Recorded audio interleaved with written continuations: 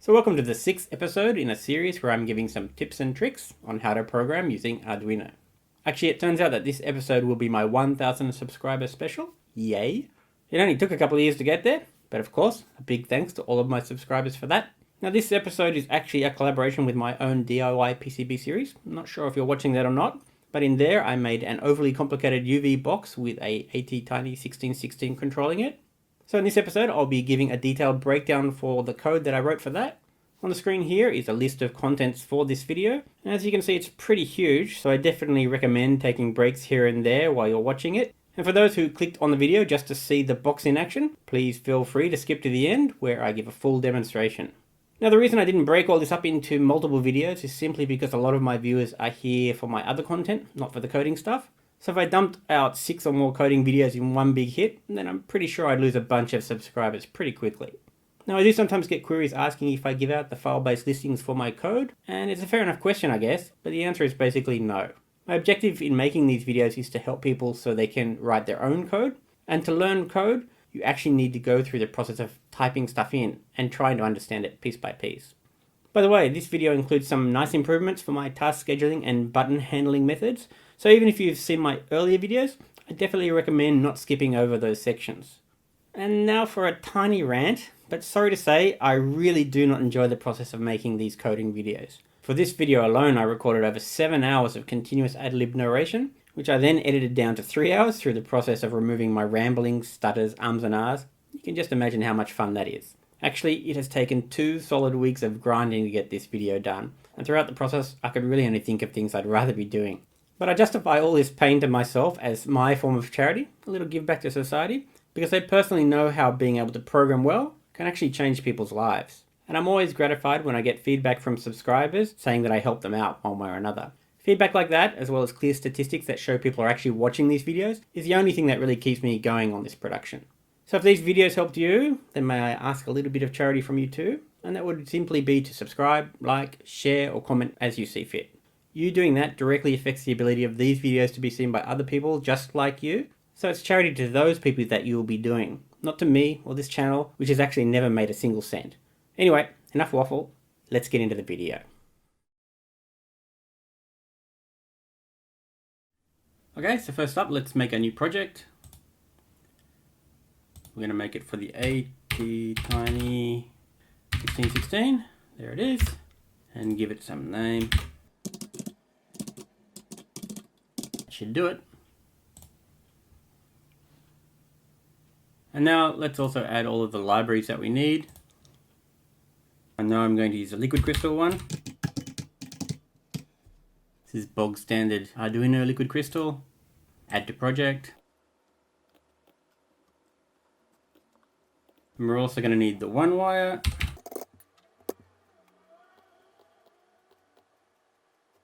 And we're going to need this Dallas temperature, and I didn't search it, it automatically came up with it obviously because it's related to the 1 wire.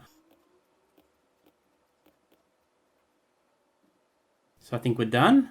Let's have a look at the ini file. So we can see that our 3 libraries there have been added, and the framework and the settings for the ATtiny1616 have been set up successfully. So next up we want to add the upload settings so that we can actually program it. By default it doesn't say how it's going to program it, so I'm not even sure what it would do if I did try to program it, and I'm not even going to bother trying.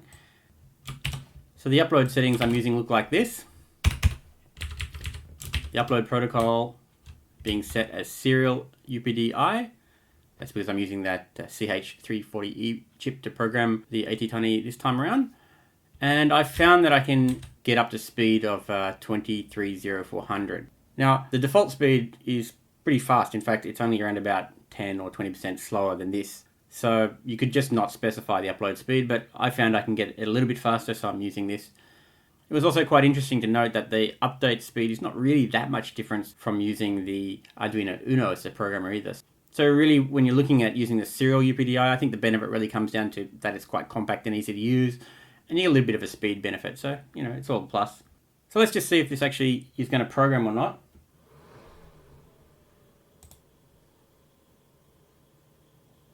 Here we go. Yeah, so obviously it's communicating fine with the chip. The next thing I want to set is something related to the build settings for the ATtiny1616. I had found that when I was using this one-wire communication, that the communication frequency was a little bit off and it wasn't communicating with the temperature sensor correctly. And this was related to the way I believe the compiler was compiling, I believe, in 16 megahertz, but in fact, the CPU was running at 20 megahertz, and that's the way it looked like when I looked at it on the oscilloscope. So I solved that by adding this little build option, which I found, which defines the frequency the CPU is using, and it uses that when it's actually doing the build of the program. And related to the CPU frequency, the question is, well, how do we actually set the speed of the CPU itself physically, not the build side, but the actual CPU's internal oscillator speed? And unlike the Arduino IDE, which does have that benefit of having that nice little interface where all the options are available, effectively the settings for the individual chips is a little bit of a mystery here. You have to go and find them. And it's a bit of a plus minus. I think it's a small minus compared to the plus side of things, but it does get a little bit frustrating at times. In any case, the point is that those little individual settings are effectively fuses, one-time fuse settings that have to be programmed into those chips, and we need a way to program those fuses. So after a little bit of research, I found this way to do it. It's not that complicated. Again, it's Spence Conde. You should go and check his stuff out on GitHub. He has some really good explanation. In any case, this is what I've got, and I'll show you how to use it. This is the way this ini file works, and to be honest, it's a little bit confusing for me. This env becomes like a block, so from here to here is this env AT-SINE1616, and from here to here will be this env set fuses. So these are like little sub application or executions or upload operations. Now in the original document from Spence, he didn't specify this platform or the board, but I believe I was getting errors trying to upload without this information, so I've added that. I've also added the upload protocol as I'm using it. And the settings that I was interested in specifically was this save one, because I found that when I was uploading to the board, my application settings were always being lost. And that's because when the program occurs, it erases the program memory completely, and you can have two modes in relation to the EEPROMPT side of things. It will either erase when it erases the program, or it doesn't erase when it erases the program. So in this case, I want it not to erase my settings because I want to keep them each time I upload. Otherwise, all of my settings get lost every time. That's annoying. So to do that, we need to set this save fuse to be in the yes state. And additionally, there are a couple of other standardized fuses which are descriptively named in this lineup. This brownout detector, BOD, voltage setting, and there's a few options for that. In this case, I'm using 5 volts, so I've set it to 4.3 volts. So if it gets down to 4.3 volts, it should, in theory, shut down the CPU cleanly. And this is a really dangerous setting that you should not change, but I'm adding it in here because I'm a bit nervous about not programming it.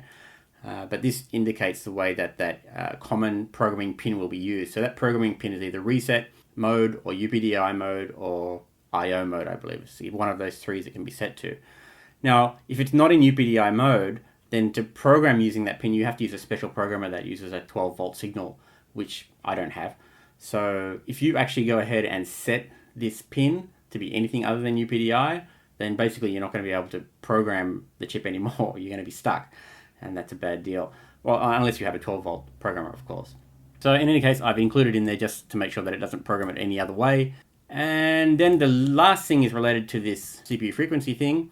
I couldn't find a descriptive named fuse for the CPU frequency, which is frustrating, really. You think that would be something you'd want to set, but I couldn't find it. Not in Spence's document. Spence, do the right thing. In any case, it does have a list of all of the individual fuse bytes, which you can program manually and directly. So you can check the datasheet and see how they work, and you can just program as you like. And again, there's probably some dangerous stuff in here, so you may not want to fiddle with them unless you really know what you're doing. In any case, I really wanted to set the oscillator's frequency so that I could be confident that it was going to be 20 megahertz. And the reason I want to do that is because when I programmed it the first time without this, it said it was programming it at 16 megahertz. So it's really confusing. Now, it said it was programming at 16 megahertz, but in any case, the communication was working correctly with the temperature sensor, so it seemed to be programming it at 20 megahertz. So total confusion. I didn't know what was going on. So again, I'd rather be specific and know that it's been programmed at the frequency that I want. And that's what this does here. So I'm board fuses. I'm specifying the oscillator fuse, and there's a very simplistic setting. If you look at the datasheet, there's the 7th bit, I believe, which is related to some sort of calibration method or the ability to change the calibration for the oscillator, which I'm not going to touch. And then the first 2 bits, bit 0 and 1, are being used to select the oscillator frequency. So if this was set at a value of 1, or bit 0 was being set, then it was being programmed at 60 megahertz. And if bit 2 was being set, it was being programmed at 20 megahertz. That's what I'm doing here, and that should set it to 20 megahertz. All right, enough of the waffle on the fuses side of it. Let's actually program this upload. And you can see that the 2 environment program operations have occurred and the set fuses have failed. I'm not really sure why it fails like this, but it does fail. Possibly it's because I didn't save it. No, it just fails. And this is what I experienced earlier as well. So the way to work around this is we need to split the operation. So the AT-tiny1616, or the main program operation, is one thing we want to operate, and we want to do that every time we press this button here. And the set fuses is something that we manually want to execute. So let me show you how to do that. So first, to split the programming here, you can see that the default is actually it does both. And then we have these 2 options here on the list. So you press down the bottom here, and then this list comes up, and you can select program just the ENV AT-tiny1616. And now hopefully when we program, there you go, you can see that we're now programming just the program and the fuses don't attempt to be written. But it doesn't solve our problem to be able to write the fuses, so let's have a look at writing the fuses. And Spence did provide information on how to do it, but he didn't actually tell you where to do it. Thanks, Spence. Anyway, this is some sort of PIO run command that exists, and you have to run it somewhere. As I said, it didn't say it where, but I discovered you can run it here. You have to press this new terminal and paste that in here, just as it's written here. Press enter. And there you go, we've written the fuses. And we can actually see all of the detailed operations to confirm what each of the fuses were set with. For example, the one that was interesting to me was the oscillator config, which is written here. And we can see that it is being written with 2 as the value, so this is a good result. And we can also see the target configuration and the way it was programmed. Now this is where the confusion lies, right? Because you can see all of these options here, UPD, IP mode, and EEPROM, and volt. This all follows my settings. I didn't set this clock speed, but it says it's a target configuration. So is it going to program it or not program it? It's a mystery. So yeah, there's a few, mysterious things here, and it's not clear at all. But at the bottom here, we can see the selected fuses, which I assume is a combination of the sort of known fuses and the actual hard set fuses like that we're setting and defining here, I'm assuming. In any case, this looks like what it's actually being programmed with at the end of the day, and we can again see that oscillator configuration.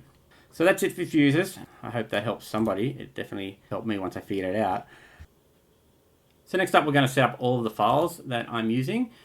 Now, typically I've been writing my programs in one huge block of code in this main CPP. And that's because in the Arduino environment, there really was no way to split files up. Or even if you did split them up, it's sort of really hard to navigate. There's no sort of like this tree view that you can sort of switch quickly, and it's hard to understand. However, thankfully now we have a tree type view, and that means we can hopefully figure out a way to split up our files and make our code a little bit more manageable.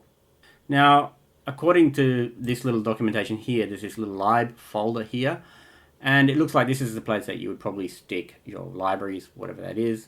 I'm assuming that probably would be proper classes. Now, if you don't know what a class is, I'm not going to explain it here, but they're objects like the objects that we'll use for the liquid crystal display, etc. If you want to write your own sort of module object blocks, you write it in here. And in the README here, it tells you how you should lay it out. So the H file, or the header file as I understand it, will contain your declarations, I guess, and the C file will contain the actual code. Typically we're using CPP, C++ in this environment. In any case, this is probably a little bit more complicated than what I am looking for just effectively breaking up the code. I'm not writing any objects in this particular piece of code. It's a little bit sort of level up beyond what we need.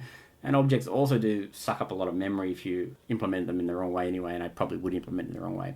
So the objective is just to break up the code into manageable blocks. And one of the things that I did discover is there seems to be no reason you can't have functions in this header file itself. And so that's what I'm going to be using in this case, quite incorrectly maybe for C development, but I don't think I really care. I mean, whatever works is typically what I'm going to use. So first up, let's me make a header file for this main CPP file. And hopefully try not to confuse you too much. So this main H file will be effectively the root file in my application. There will be a couple of other tool files as well that we're going to use, but everything that I have will effectively derive from this main.h. So the key compile order will be from the main.h and then follow on to however I've directed the compiler. Now that's confusing, but anyway, let's try and make some sense of what I'm talking about here. The first thing is that as this is the core file, the header file, I'm actually going to do all my includes in here. And there's a couple of mystery includes here, which I'll explain in a minute, and they've got errors, which is fine. But the ones at the top here are very basic. Arduino framework, liquid crystal, one wire, which the Dallas temperature needs, and EEPROM, which I'm going to use. And then the following three are tool files, which I will create and use. So let me try to show you the structure and help you make some sense of all of this. So this is the structure that I've come up with. So we're looking right now at this main H file in here, and you'll notice that the main CPP file down right at the end here. So what I'm showing here is the compile order. So as far as I understand it, in my limited C knowledge, is that the compiler will sequentially compile. And as it goes, as it compiles, it will take with it its baggage, let's say it that way.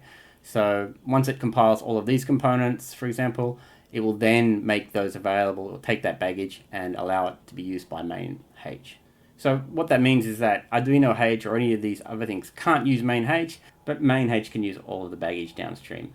And that goes up and up and up and up in this type of configuration, if you configure it to link this way, obviously. So the files that I'm going to have is this main H, which will take all of the core files and gather them up, and it will then hand them to my task scheduling module, and then I'll have a display module, which will just be some tools for printing to the display, and then I will have some menu internals, which are common menu type functions, and then I'll have a settings page, because the settings page is quite complex and I want to isolate that into a separate block of code, and then basically the root menu and all of the core and all of your typical Arduino type application stuff is going to be in that last file. So the main CPP file can access all of this, whereas obviously the main display H, for example, can't access things that are in the main CPP file. So just keep in mind it's an ordered linkage and compiling, and that's the way it works. All right, so I'm going to create all of these files, and I'll just do that in time lapse, I guess, because it will be pretty boring.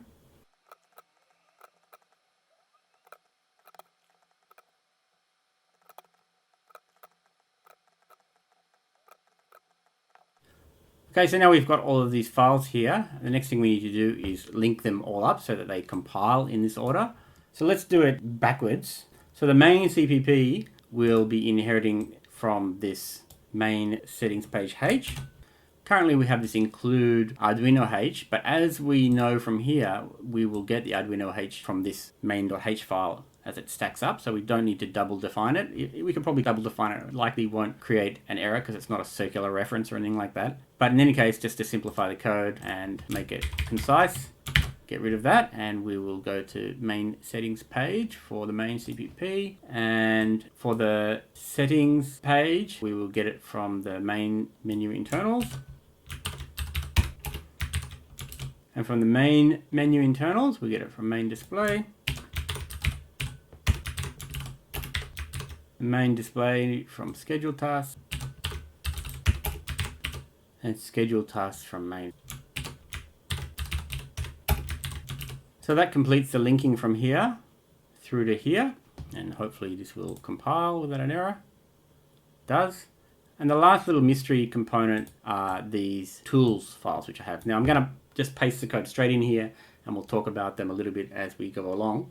But the one thing I do want to point out is that the reason these files are down here is because these files don't know anything about the program. These are generic functions that can be reused in any application. That's why they're down the end here. The only thing they depend upon are things typically like related to what they're doing, which in this case is usually just the Arduino framework. So let's paste them in. So these are some tools for manipulating arrays, and as you can see, it just includes the Arduino reference. These are my button tools, which we'll go over again. There's some minor updates, but pretty much as they've been in the past. And then we have this little bit of a weird tool block, which is used for counting digits in numbers, which I'm using for formatting. So these only just receive the Arduino framework and nothing else, and provide some basic functions that my application will use. So that completes the linking. Let me re-include that now that we have those files functioning. Do the compile. So with the structure in place, we can now go ahead and fill in the application or write the application. Before we move on to actually writing the application, there's one important thing that I discovered that I wanted to share with you regarding how to program in this environment. And to be honest, I don't know everything about what's down the bottom here, but there's a bunch of stuff down here which I haven't spent the time to sort of figure out. But there was one thing that was really important, which has helped me a lot, which is this spaces section here, which is for indentation management, and allows you to actually convert your indentation. So indentation is like, if I write something here, whatever, write something here, and select, and press tab, you can see here as I highlight it, it's like 4 spaces in here. Now this is not what I'm used to, and actually the spaces are good for when you're like looking at it in a text file view or things like that. But typically I've been using tabs in my development environment, and always making sure and messing around with these 4 spaces is annoying. And I believe in Arduino it's like 2 spaces. So in any case, the interesting thing about this indentation function or control or setting is you can actually convert from spaces and back to tabs. And so in this case, for example, if we want to go to tabs, I can change that to tabs. Now this is just a tab, it's not spaces anymore, and that makes life a whole lot easier. And you can also change the number of characters per tab. So indent using tabs, and you can select it here, configured for size is 2, but if we change it to 2, it can be 2. Now I'm using 4 because it's easier to view. You do you, but in any case, I just want to point out, in this case, my life was made a lot easier by using these tabs. Now, if I take it back out, and it's probably not going to be all that compatible with Arduino IDE, but it's quite easy to switch back again to a spaces type indentation. You just click it back, and again, now we have those 4 spaces instead of the tab, and we can export it and move it to another environment if we want to.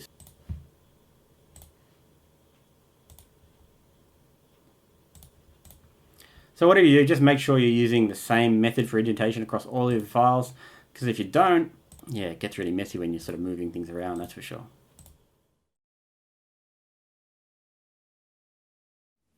So let's start off by setting up the IOs, mapping the ports to specific labels in the main.h file. So these allocations just map to the physical reality. And then in the setup of the main CPP, we will set up those IOs. So these IOs, nothing too complicated here. The 4 buttons with an input pull-up resistor on each of those. The fan sense, the LED and buzzer is a tri-state port, so it's either high or low to activate either the LED or buzzer, and it's in input mode when it's off, so we default that in input. And the UV power for turning the UV lamp on or off is just an output. We'll also add our settings related stuff in the declarations file.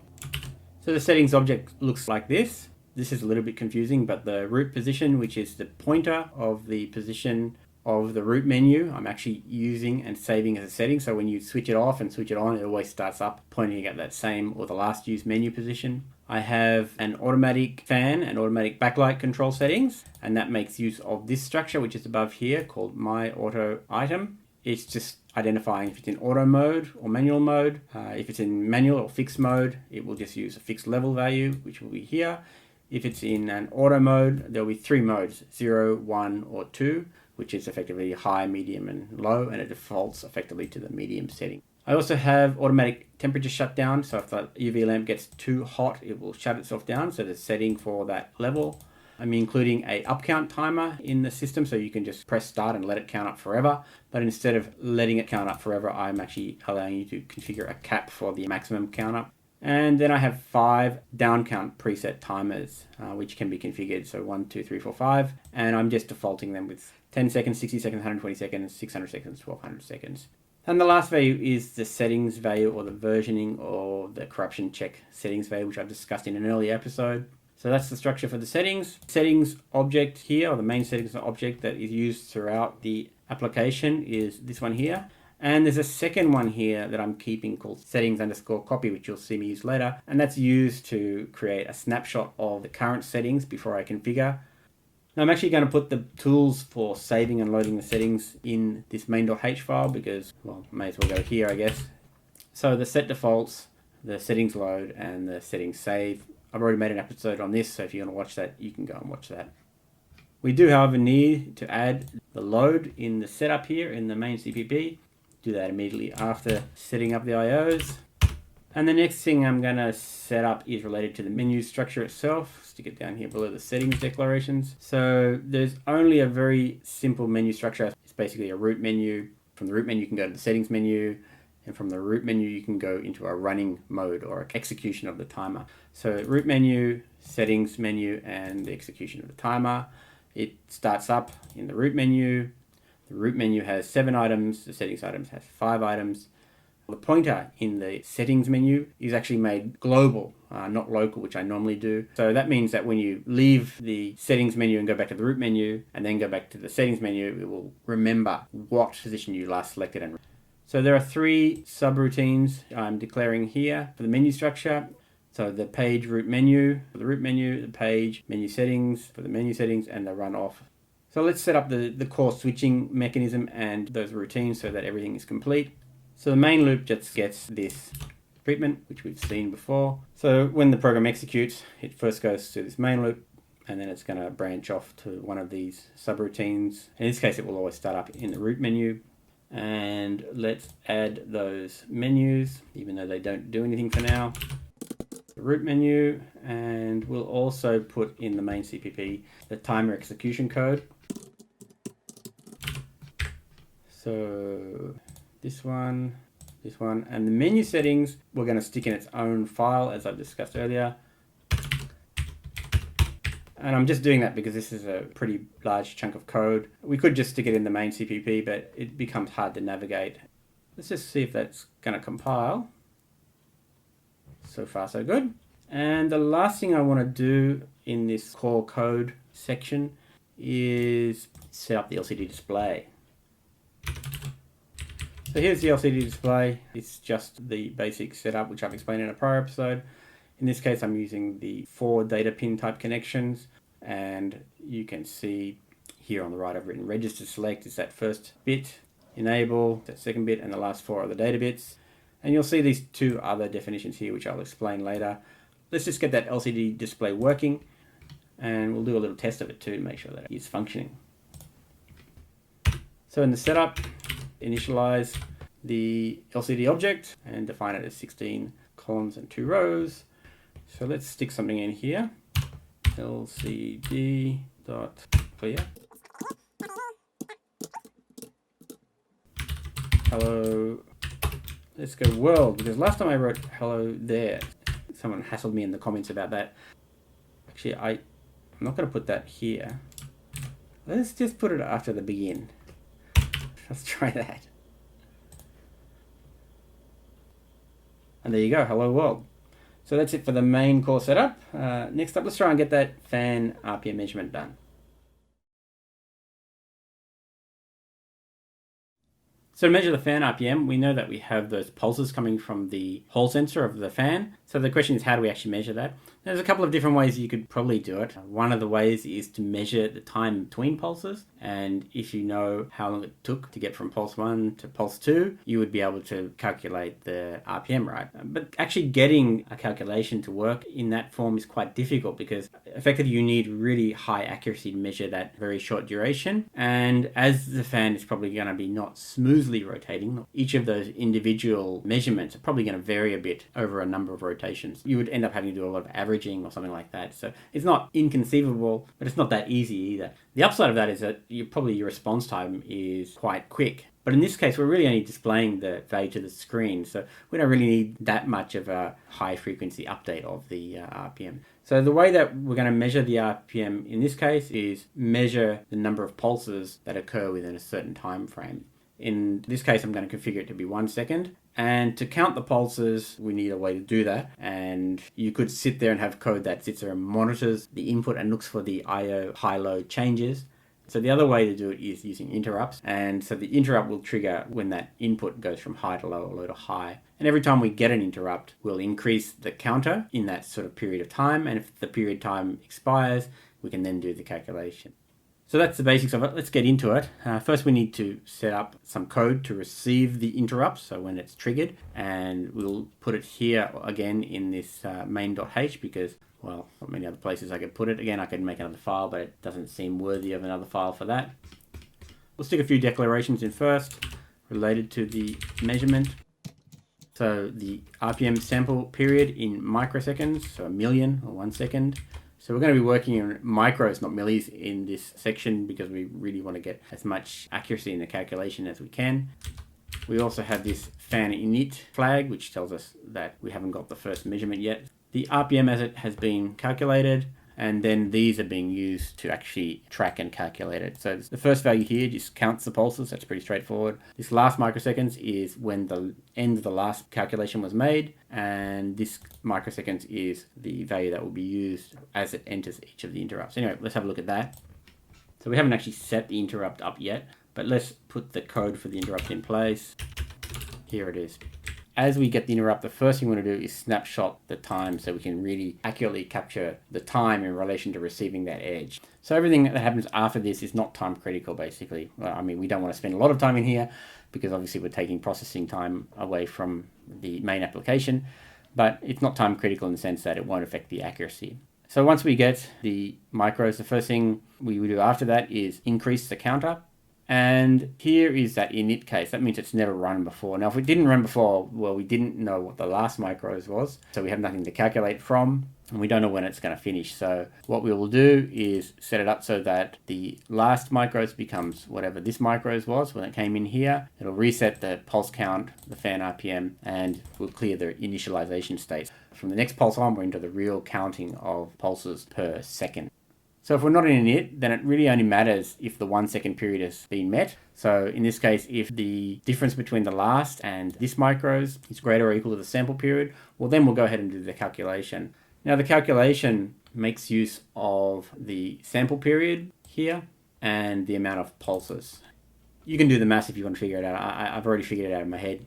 But in any case, that's what it would look like. Fan pulse count multiplied by 60 million microseconds and divided by the microsecond period would give you the RPM. In this case, it's 2 pulses per rotation, so we need to change that to 30 million and divided by the period. Now, there was a bit of a problem, however, with the variable size that I'm using, which is a uint32. We actually overflow 30 million by the pulse count, will overflow the size of the variable, so that's no good. So what I've actually done is I've multiplied it by 3 million instead of 30 million, and then I'm dividing that result by 10 at the end. In any case, the net result is we get a fairly accurate calculation on the fan RPM. So now we've got that fan RPM value, we can then reset the pulse count, and we can save the new start time for the next calculation period, which will be this last microseconds, using this microseconds, and then it goes on. So every 1 second or around about 1 second, we will get a new fan RPM update. So the interrupt itself needs to be set up, and we do that in the setup of the main CPP. First, we need to attach the interrupt to that input. Attach interrupt is a Arduino command. Fansess is a port. This is the function that we just made, and we'll be detecting on the rising edge of the pulse. Probably doesn't matter if it's falling or rising in this case, but rising is what I've chosen. And then we need to actually enable the interrupts using this command, and that's pretty much it. Okay, let's get rid of this hello world code, and instead of hello world, now we can actually put this in this root menu.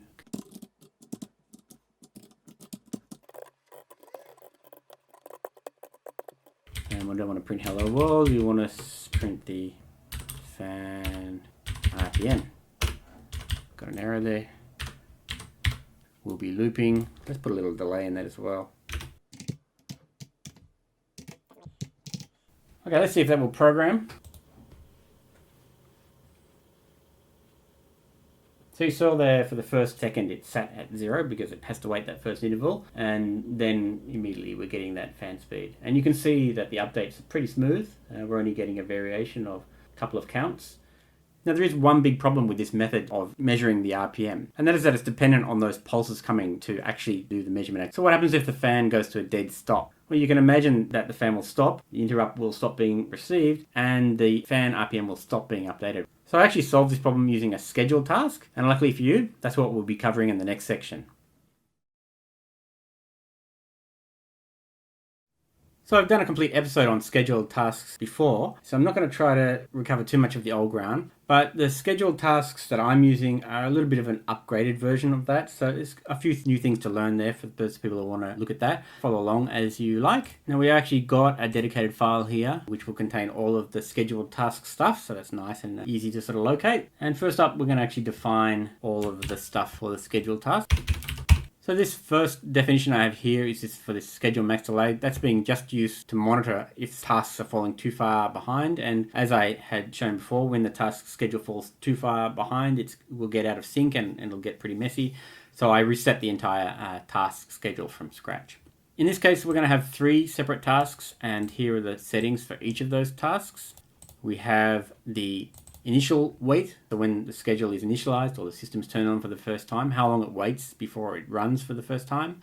And we have the interval. So we have these 3 schedules, one to check the fan if it's stopped, one to get the temperature and set the fan speed, and one to get the amount of darkness and set the backlight's brightness relative to that. So those are the 3 schedules that we'll be working with. Now, different to what I had before, I've come up with this task info structure to try to make it a little bit easier to manage. And so each task has its own variable, which is of that structure type. And the structure contains when it ran last, if that individual task is in initialization state. And it also contains a copy of these values here, the initialize period and the wait period. So these values will be copied into here when the system starts up. So let's take a look at that initialization routine. It's really not that complicated. Once we init, we clear the init flag, and then we set up each of those tasks. And obviously the wait period and the init periods are pretty straightforward. They're all set to be in init state, and the last run time is set to be the now time basically. So that means what you would expect to happen is that it's going to measure from the last run time, which will be all the same at the first init, and it will wait for that init period before it runs that first time. Now in the old version of this scheduling, I had this weird routine which would modify or update the scheduling after you did the schedule. But this time I've actually simplified a little bit. I've got this new routine, and this is the routine that actually will test if the schedule should run, and it will also at the same time update the scheduling for the next. So it sort of does everything in one action and simplifies the code a lot. So the scheduled task must run is a Boolean function. So if it must run, it will return true. The function receives current millis, and it receives the task that it should be working with, the object of the task. Now you'll see that the task is received as a reference or an address. So we get an address to the task info object. And then for all of the members, and I think you will have seen here, for example, when we're working directly with the structure, we use this dot type nomenclature, dot whatever, to get the substructures. However, when we're using it on a reference or from an address, the syntax changes a bit. First, if we're usually working with a reference value, like a normal number value in integer or something like that, when we reuse it, we usually rewrite it again in this star check task format. But for a structure, you don't need the star at the start, so you drop that. And when you refer to its members, you use this minus greater than sign, which is like this little connected to sort of arrow, and then the element that you're after. So just a little bit of forward on that, just in case you haven't seen that nomenclature before. Nomenclature, is that right? Syntax before, better word. And let's have a look at the code now, you know what that is all about. So when we come in here, the first thing we do is we detect the initialization case for the task. And if it is an it, we're going to compare against the initialization period as opposed to the wait period. And we do that by subtracting the values provided in this execution from the last run time to get the period. And if that's greater than or equal to the initialization period, then it's going to run this code here. Which just means when we run, we will obviously take a snapshot of the last milli. So this is where I'm doing the double duty on this routine. It not only checks if it should run, but it also updates when it should run next. So let me make a little correction here if I may. So the way I was showing that I was updating the last run milliseconds was by saving the value that was gotten from calling the routine. Now, that will work fine, but it won't keep an accurate synchronization between events like the old schedule method does. So, in fact, it should look like this. It should be just increasing the period. So that's the only fix there. And it also occurred to me that I was pushing these wait times for getting the temperature to be a little bit close. 375 milliseconds is what it says in the datasheet. And so, in theory, with this type of adjustment mechanism, it might actually call a few milliseconds too early, and it may not get the value in return. So anyway, it's a small fix. I just increased the time here a little bit, so it's 400 milliseconds instead of 375 milliseconds. And I am now just increasing the value by, in this case, if it's init, I'm increasing it by the init period. And for the normal execution, I'm just increasing it by the wait period. So anyway, let's get back to the video. It'll clear the init state and it will return true. And the normal case in a way is a little bit simpler. If it's no longer init and it's already run once, well then it's going to compare against the wait period instead of the init period. For the run side of things, it's pretty much the same. It takes a snapshot of the last run time and indicates that it should run. And there is this one other little thing which I've added here, which is the detection mechanism to see that it's waited too long. So if it's going to run, it'll run as we see here. But if it finds also at the same time that the period that is waited is longer than the wait period plus the scheduled delay period, then it's going to actually set the flag for initialization. So this is where we get that initialization check. So in this case, if it's going to be longer than 600 milliseconds beyond where it should be, it's 600 milliseconds or more late, it's going to trigger an entire system-wide init. Now, typically this doesn't matter too much, but if you have some sort of weird buggy code that managed to forget or not call the schedule for a long period of time, then the schedule is going to get all out of whack, so the initialization becomes required. It's really just a safety net in case your code is a bit broken or something is broken or something unexpected happened. So init case or normal period case, and obviously if neither of these return true, then the code will continue on and fall out here and it's going to return false. So I like this little routine. It's a lot cleaner than what I've written before. So let's create the actual execute schedule structure. Pretty much the same as I showed in my earlier episode. So this is where we will check and run the schedule. And the routine that calls this is this wait routine. So this here, it will sit there and wait for the specified number of milliseconds. And while it's doing that, it will every millisecond check the schedule. So what happens in that schedule execution is actually a lot simpler than it was before. First thing we do is just a mechanism to check if initialization was requested. And if initialization was requested, then all of those schedule values will be initialized. So we have a total of 3 scheduled tasks that we want to check in this routine. And so I'm just going to add them quickly. So the fan stop routine. So this is all you need to check and execute a schedule task. It's much simpler than it was before. We just use this schedule task must run routine and we give it current millis and we give it the address of the task info object, or the task info structure. And to give an address, as you probably should know if you don't know, and I probably didn't know at some point, you need to specify it with an AND. It's confusing, right? The address given is provided as an AND. The address used is provided by an asterisk, and when you use it in here you would typically use it in an asterisk, but if it's a structure you need to drop the asterisk. And now if you want to refer it to elements, instead of using a dot you've got to use the arrow. I don't know, that's C. I didn't make it, alright, it's just what it is. Okay, let's add the other 2 tasks. Now we know how that works.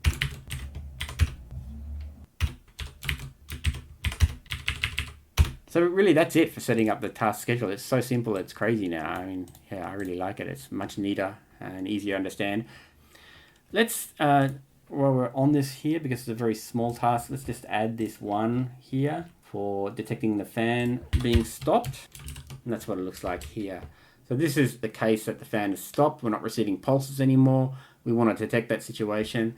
So it's really straightforward. We just look at the difference between the last time the fan updated or the fan pulse was received and the current micros, the difference. And if that's greater than 2 sample periods, in that case it would be 2 seconds, well then obviously we're not receiving pulses. In that case, we set the fan back to being init, initialization, so it will start again next time it gets a pulse. and we set the fan RPM to 0. So it's pretty straightforward stuff, right? I think anyone can understand that. And these next two tasks are really a little bit complex. So I'm going to break it up. I'm going to go and discuss each of them separately in two separate sections. So that's what we're going to do next. So controlling the fan speed using the temperature is a little bit complex, but let's see if we can step through it and make some sense of it. First up, let's do the declarations. So at the top here, we have the values for the proportional control. So the lower end of the scale for the slowest fan speed will be 25 degrees, and the upper end of the scale here will be 55 degrees. And these are variable, so we can change them. The fan speed is the value or the amount of speed being applied to the fan. Now, if you've seen the episode where I made the PCB, you will probably know that I only have a 50% to 100% speed control. That means that when we set this value to 0, it'll be running at 50%, and 255 will be 100%. Then we have the temperature values, which is the current temperature value that it's been gotten, and the last one that was known. This is a way to detect if there has been changes. And we have the setup of the temperature related object. So the one wire is created using the temp sense port. And then the Dallas temperature object is set up using that one wire object to communicate to it. Should be pretty clear. Now these bottom definitions we'll get into a little bit later, but effectively I'm running, as I said earlier, with 3 presets for the automatic mode.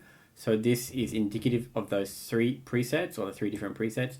This middle one being the standard one, or the normal one, is the 25 to 55 range. We also have a quiet range, which means that it will start speeding up at a higher temperature, only reach the fastest speed at a pretty high temperature. And the cooler one obviously working in the opposite direction, and it's naturally going to be a bit noisier. So we also need to set up the various components for this, the temperature sensor and the PWM port for controlling the fan speed. We'll do that in the setup section. So the first thing we're going to do is set the PWM setting for the fan speed using this very confusing analog write. I really hate that Arduino uses the word analog write to set a PWM value. They should say, set PWM or something like that. Anyway, analog write, which is actually just setting the PWM value. Fan control is the port that we're using, and then the speed value we're using. Now, the way that the electronics work in that PCB, the control is flipped, and so from a logical term, slowest to fastest is 0 to 255, but on the electrical side, it's the other way around. So by subtracting it from 255, normalizes that into the electronics domain and keeps it logical in the software domain for us. So for motor control, I prefer to use 15 kilohertz PWM frequency, but the actual default frequency for PWM is around about 500 hertz. I think it's about 490 hertz, which is a 2 millisecond period. So we usually get a pulse every 2 milliseconds. Now I prefer a much higher frequency when I'm controlling motors or other things like that, electronic driving control. There wasn't an easy way to get it to 15 kilohertz, and there's not really an obvious command in Arduino land to do that. So I have to actually tweak some of the specific flags on the ATtiny 1616. And obviously that's going to vary depending on the platform you're using. So you would have to search that out and find a solution to adjust the frequency on your own. And there may, in some cases, be no way to adjust the frequency. I'm not really sure. Depends on what you're using, I guess. So the PWM is generated using this TCA0 timer. And there is this control variable here, which we can access, and by setting it in this way, setting up the divider in this way, we get a 19.38 kilohertz frequency on the PWM. Now that's actually a little bit higher than I would have preferred, but it's close enough to the 15 kilohertz, which I like. So yeah, I think it's fine. Now I did actually try this application without this setting, and it seems to work fine too. So as I said, it's not that critical, but it's just one of those things to make you aware of as well.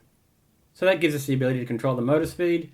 And the other thing we need to do is set up the temperature sensor. So the begin for the temperature sensor initializes the temperature sensor object. And the next pieces are fairly important for the discussion. You should have awareness of them. The way that the temperature sensor works is you tell it to create the temperature, and then after a certain period of time, it returns, well, it doesn't return it. You can go and get the value is the way to put it. Now, if you don't use this set weight conversion, then the code will actually freeze in place for a certain period of time, waiting for it to complete and then return it. Now, that's not going to make for a very smooth interface if you're pressing buttons and every so often for half a second or so, it sort of pauses while it waits for it to get the temperature results. So we can't have that sort of blocking our operation. So in this case, I set the weight conversion to false, so it doesn't wait. And that means I manage the timing myself. Now, the amount of time that's required to create it depends on the resolution you use. So this set resolution function defines the degree of granularity it will create in that temperature result. And I'm using the 11 bits because I think it's a good compromise. It's quite quick and the degree of accuracy is quite high. So it's available in the datasheet. You can see how long each of these conversions take. So depending on the one you use, you would have to manage how often you manage the request and getting of the temperatures.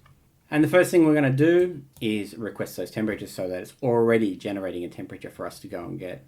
Now, we will actually get and use those temperatures in our scheduling in this task here.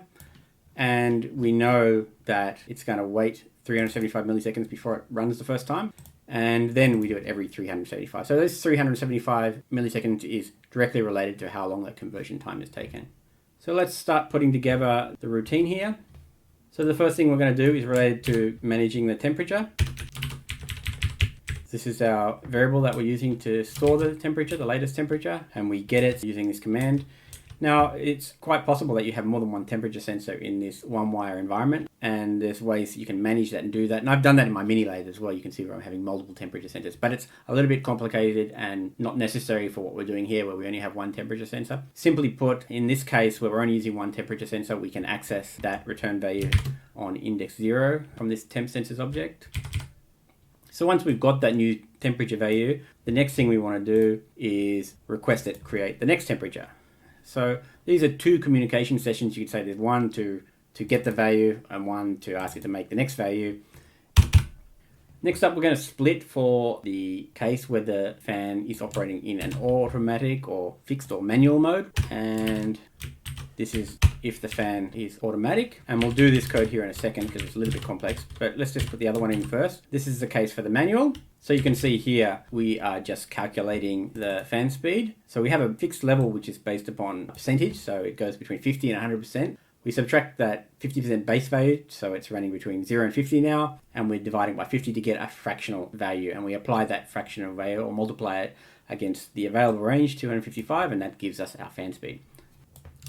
So once we get out of either updating the fan speed from the automatic routine or the manual routine, we then simply analog write that value, which is the same as we saw in the setup routine here, exactly the same thing. We just write that value and we're subtracting it from 255 because it's reversed. So interesting to note here that assuming it's not auto, it basically, every time it comes in here, it's going to just keep doing this calculation. It doesn't worry about if it's changed or not changed, it just does it. At this time, we now have the temperature in Celsius being gotten, and we have the ability to manually set the fan speed. So let's see if we can get this to work and just control that fan speed. Let's go to that main CPP. Here we are printing the fan RPM on that first line. Let's add another line and have a look at that temperature value. I've forgotten what it is, temp C? Yes, look at that. So that will update the temperature value on the second line. And let's do a little tricky thing to adjust that fan speed. Let's mess with the settings a little bit. Settings dot fan is auto. I'll make it false. So overriding the default settings. So what we can do now is, now that we've got the manual mode, we'll just continuously mess around with the manual value. So we have to keep going between that 50 and 100 range for the manual, as we discussed earlier, because of the way we're doing the calculation. So add a little if. So if we're already at 100, then we will set it to 50. Otherwise, we will just increase it. So it starts off at 100, it should drop back down to 50, and just keep going 50 to 100, 50 to 100. And we'll slow this down a little bit so that it does this every couple of seconds. So it's not going crazy. 200 millisecond delay. Alright, so this will allow us to test the temperature sensor, and it will allow us to test the ability to control that fan. So yeah, this is the task that we'll be running to do all that work for us, which we've just covered. Let's upload it, see how we go.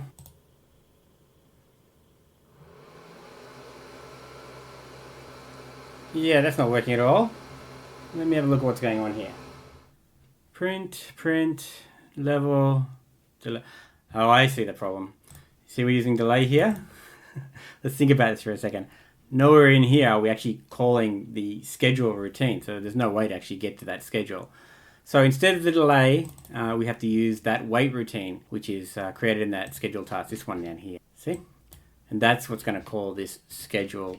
So unless we have somewhere in our loop regularly using that wait routine, we're obviously not going to get the schedule to be running. Let's fix that now and see how we go. And try to program it again.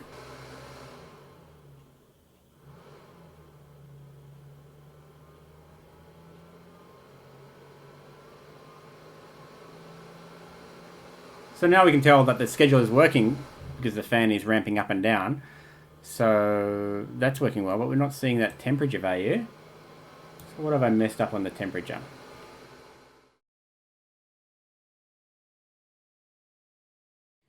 Alright, finally fixed it. That was a bit of a nightmare, you get that. You know, when you have these types of problems, the first thing you should always do is blame yourself. I mean, and that's what I typically do, because in reality, 95% of the problems you have in coding is, you know, your mistakes.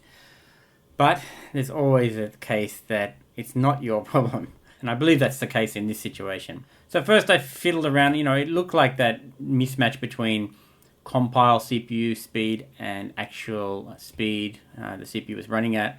And so I flustered around there a little bit. And I checked all of the different code to see if there's some sort of weird sort of disconnect. And there's not. I mean, it's just nothing.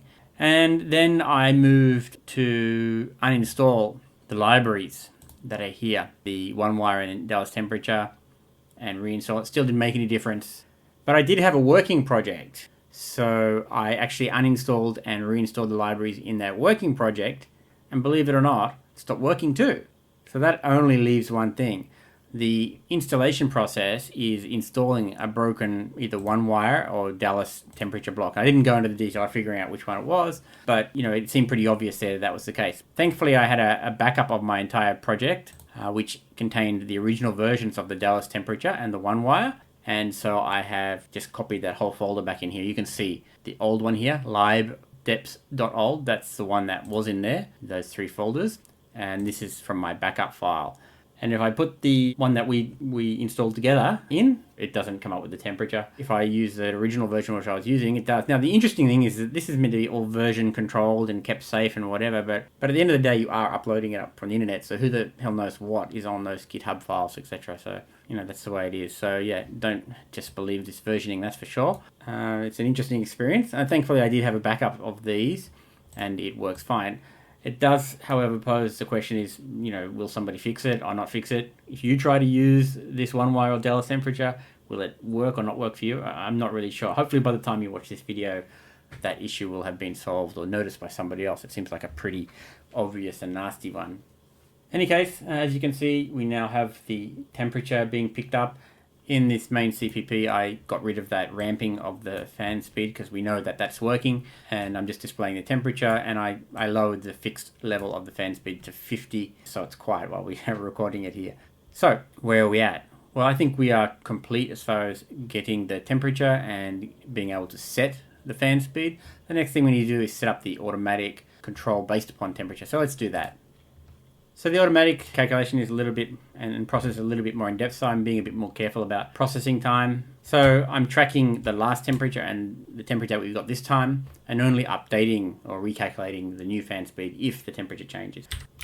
So here is a blocking mechanism there for that. And obviously if it is different, we want to capture the latest temperature so that we don't do it again. Just like that. So the calculation method for the proportional output looks something like this. Well, it looks exactly like this anyway. At the entry, I am just capping the upper and lower limits. So if the temperature is below the lowest possible temperature range or above the highest possible temperature range, I'm just immediately sending the fan speeds to the extent. So we're not trying to calculate beyond the extents because you're probably going to get into trouble if you try to do that. So here's the proportional calculation that I'm using. It generates that fractional value and multiplies it by the overall range, the 255 that we're dealing with. But at the end of the day, we get a float value, which contains that proportional and fractional value between 0 and 255. Now, I've calculated it as a float because I wanted to accurately round it. If you just use these divisions here on an integer, the rounding will not be correct. And then I'm rounding that value into an integer. And the round could actually result in the value resulting being beyond the extents. And if it did, that would be bad news. And I'm not going to use a uint. I think I'll use an integer for that. Little late change there, because that'll allow us to support the negative values as well. Regardless, we take that integer value and we constrain it between 0 and 255. This is an Arduino, I believe, type function, or at least some sort of this sort of automatic replacement function, which I never really quite understand, define, or whatever. In any case, if the value is less than 0, you're going to get it be capped at 0, and if it's greater than 255, it'll be capped at 255. And I want to do that because obviously at the end of the day, the fan speed is going to be an 8-bit unsigned integer. Between 0 and 55 is the only range it can cope with. So if we give it a number like -1 or 257 or something weird, then that's going to mess up the value we get here and possibly cause a roll around or something nasty, giving it an inappropriate fan speed. So constrain it to the range and then take that constrained value and load it into the fan speed. Typecast is an 8-bit unsigned integer. So now we should have automatic temperature-related fan speed control. Now there's no way for me to increase the temperature on this system, so you're just going to have to believe me, I guess. But at least we can see if it's broken or not, I guess. Let's just get this back to auto. And we don't need to set that. So now we're using the automatic speed and upload. Yeah, that's not very exciting. All right, let's do something a little bit different. Why don't we mess around with the value just to see that it is actually going to proportionally control it. So the lowest end of the value here is set at 25, so we will set it to 15 degrees. So now the temperature is above the lowest range, it should speed it up. Oh yeah, and we can clearly see that the fan speed is picking up there. Let's put it back to 25. And there's just one more thing on this automatic fan control that we have to do. So as I said before, we're going to have 3 modes of automatic: the quiet, the normal, and the cooler versions, and we need to choose one of those depending upon what this setting up here is, auto level being 0, 1, or 3. So here's the task. Where am I at? So just before we go and adjust the value using those upper and lower temperatures, we want to adjust those upper and lower temperatures based upon the mode that's been selected. It looks just like that.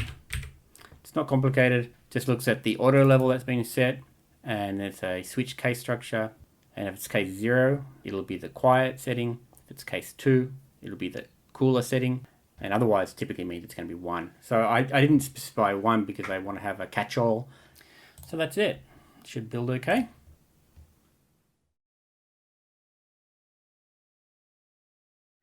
So I'm not going to really go into as much detail on the automatic backlight control as I did with the automatic fan control. So maybe you want to watch the automatic fan control if you skip that. But in any case, I'll do my best to sort of explain it in a short form. So the first thing we need to do is add all of the declarations.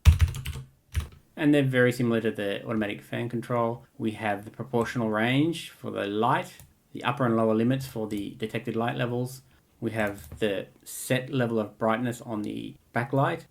We have the light level detected when the light level is being detected. And we have a variable that stores the last light level that was captured so that we can detect any changes in the light level.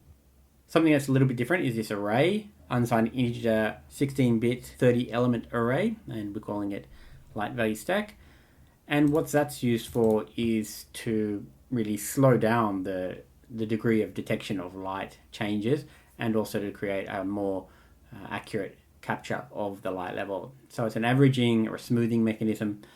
And so what we're doing is over time we're capturing the current light level and keep piling it into the stack, and then we average the stack to figure out what the current detected light level is. And then we have the is-init state as well. So we need that is-init state so that, for example, if this stack is empty on the first time we get the light level and then we try to do an average on that, then it's going to be dramatically skewed. So I'll detect if this needs to initialize the stack, and it will just simply fill up the stack with the first value we get. And that will give us a more accurate representation of the value we need, even though it's not being smoothed over any time. Then, as per the fan control, we have the 3 different levels, 0, 1, and 2, darker type display, a normal type display, and the brighter type display. And we also need to set up we should send an initial value to the backlight. The backlight light control, just as with the fan, is a PWM type control. So this will send the initial brightness level as the system starts up, and obviously that's going to change as the schedule starts operating. Okay, so now we have a way to control the backlight level, but we don't have any way to sense the ambient light level yet. So let's get into that. There's no initialization action that we need to take, however, so we'll just skip that for now. So here's the scheduled tasks that we're going to locate the activity in.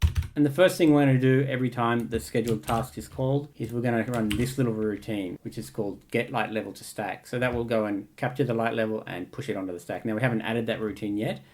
So this get light level to stack is the sensing aspect, and this is the same as in a way that we're doing here. We're doing the sensing activity for the temperature up here. We're doing the sensing activity here for the light level. We'll stick that routine in this main.h location because, again, not really any better place to put it. There it is. So get light level to stack. So it's a very small routine, and I'll just step through it quickly with you. The first thing we do is we do an analog read on that light sense port to capture the analog value. And then what we do is there's a branch here. It's either init or it's either running. Now, if it's init, it will take the light level value we just got and fill that array completely with that same value. It'll just make it the same throughout. So if we do an average on that, then obviously the value that will be returned will be the value we just sensed. And then we clear that init state so we don't try to do the same thing again. So every other time we run, we do something a little bit different. We do this push arrangement. And this will actually take that new value. It will shift all of the other values that are in the stack up one. So the value in the position 0 will be thrown away and all the rest of the values will be shifted up one. And the new value will be shoved at the last item in that array. So we can take a quick look at these routines. This is in this tools array routine here. And obviously we need to take a look at them. Let's just link directly to it. See if we can skip using definition. Here we go. So here it is here. So as I said, it's not that complicated. We get the array handed across. We also have to give it the total size and the value we want to push into the entirety of the array. We only bother doing something if the array has some size. We need to extrapolate the number of items in the array based upon its size. And that's done by dividing the provided byte size of the entire array by the size of each of the elements in the array. And it's done by detecting from the first element in the array, we can get the size of that type of element. So this is a very generic way to do it. I could have just written in a number, but in some cases, you can imagine that some types of variables have different numbers of bytes in some sort of development environment. So this is a catch-all type way of getting this size. Anyway, the net result is that we'll get an accurate number of items that are in the array, and then we can iterate through that array. And we just do that with this for next loop, and this for next loop will go through the entirety from 0 to item count -1 is what it will loop through, and that will allow us to fill on every loop the array value with the value provided. So anyway, the net result is that it fills up with the same value. The next thing that we did is this uint push. Let's have a look at that. Here is the push, again in this tools array location. A lot of similarities. We hand the value, the array object, and the array size. You can see here, this is where we're creating that size value, by the way, in case I didn't point it out, using that size of. And the problem with arrays and passing arrays is you can't detect the size remotely. So once you hand that array and you get over there, it has the address, but it has no way to extract the size. So using this size of function doesn't work on the other side of the call. And that's something I've discovered. And I did a bit of research on it, and it appears that this is just one of those beautiful, wonderful development aspects of C. So the only way to do it, there are a few other tricks you can do to work around this problem, but this is the easiest way to do it.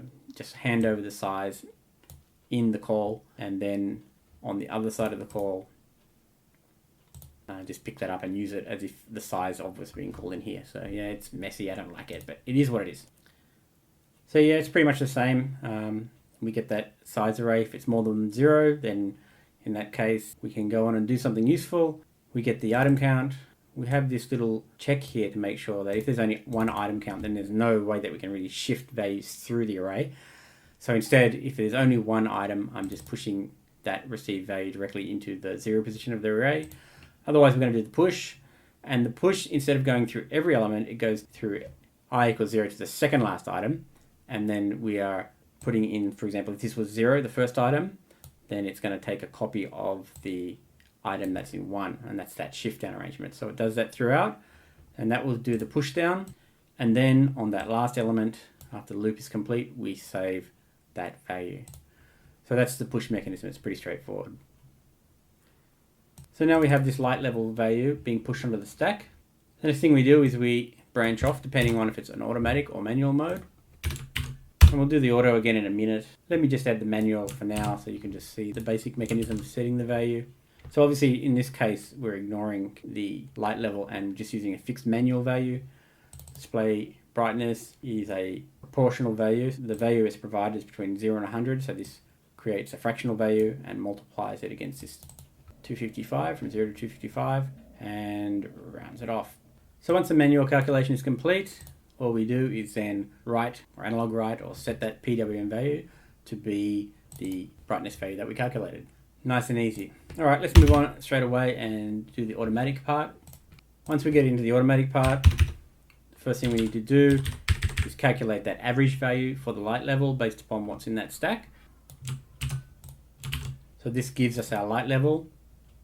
All we're doing is using the stack that we've got of values and doing an average on it and pushing it into the light level value. Now you'll notice that I'm subtracting it from 1024, and that's because it's flipped from what's logically makes sense, the value that we get from the sensing. So if I remember correctly, 0 we want as the darkest and 1024 would be the brightest sense. But in fact it's the other way around. 0 is the brightest sense and 1024 is the darkest sense. So to make this logical in my mind, I'm flipping that value by subtracting it 1024, and that gives us our value. So let's take a quick look at this routine that does the averaging, which is in the tools arrays. Making sure there are actually some elements in the array, and if there's not, we just return 0 because there's nothing there. Get the element count, and obviously if there's only one element, there's nothing to average, so we just return the first element. Otherwise, we can get into doing the averaging, which is obviously summing up all the values and then dividing them by the number of values. So we create a total, we loop through and add all of the values in the array and do the division, round, and return it as a unsigned integer 16-bit. Very cool. Not complicated, right? Now, as with the fan in the automatic mode, I'm only going on into the calculation if the light level actually changes or if the sensed value changes. And to do that, I just have this very simple hold value, this last light level, and if it's not equal to what this light level is, then we actually do something. And then once we get in here, we go ahead and save that new last light level. Now I skipped this till later in the fan automated control, but as I've already covered it there, I'll just put it straight in here so we can see it. This actually sets up the automatic ranges depending upon the mode that you're selected. So the 3 modes, 0, 1, and 3. So the lower light level and the upper light level is set with one of the settings depending on what the configuration is. At the end of the day, coming out of here, we have a lower light level and an upper light level, which we use for the proportional control. And the proportional control looks like this. We have some entry capping, so if the light level is already well below the lowest light level or well above the brightest light level detected, then we set the brightness manually and just don't do anything. So if it's already extremely dark in this case, then the brightness of the LED will be at the maximum, right? Or if it's already extremely bright, then it's set to be the darkest. Now you will have noticed here that I've actually got it not at 0, but I've got it at 2. So I'm actually capping in the automatic mode that it operates between a range of 2 being slightly on and 255 being fully on. And I've done that because I noticed that if I actually have the range at 0, it will sometimes go between being slightly on and fully off and flicker between the two, and it's very annoying to watch. But if it is already on a little bit and then gets brighter, it's not very annoying at all. It's quite natural. So the solution was to, in automatic mode, cap the range so it's at least always slightly on. It never goes completely off. The proportional calculation is here, so this will give us a fraction of the 255 full range based upon the current light level. We're then rounding that value to get rid of any fraction component and constraining it. Again, we are constraining it to 253, saving those 2 elements. And I've done that because 253, not 2 to 255, because the value returned here is actually, again, flipped. So we have to flip that value using the 255 taking away from whatever this resultant value was to get it. So in that case, the net result is that the effective range will be constrained at 2 to 255. So that looks like, hopefully, if I haven't forgotten anything, just about everything. Different to the automatic fan, we do have the ability to demonstrate the automatic backlight. So let's upload it and see how that goes.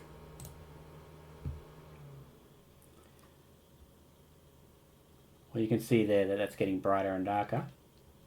Let's try and switch a couple of the modes in the program. So we'll have it operating in the dark mode. Dark mode. So it's clearly darker now, and in any case, it will still work. So I find this darker mode a little bit more sensitive. It has to get pretty dark, and then it sort of really cranks on. And normal mode.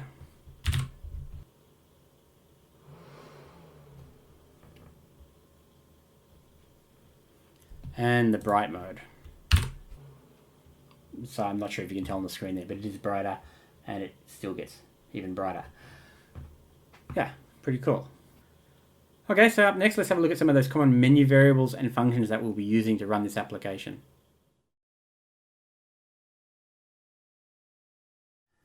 Okay, for this next section, we're going to be looking at common stuff that's used in the displays that we build. So I wasn't really sure where to put this or how to handle this, because some of this you've sort of seen in the past, but let's walk through it. There's some other information in this section as well regarding some of the setup for the variables, which are important, so you may not want to skip the entirety of it. Anyway, let's get into it. The part where we're going to start is this tools buttons, which I'm using. And some of you will have seen some of these before. These are the things that I've been quite often using. This button is down detection and button is up detection. And it's just a debounce method. So instead of having to write this in my code every time, I just write button is down and then check it. So nothing too complicated then. The other thing I have here is this button repeat. Now this is slightly modified, so I'll discuss why it's modified. So what I've actually got here is I've created now a common button information structure.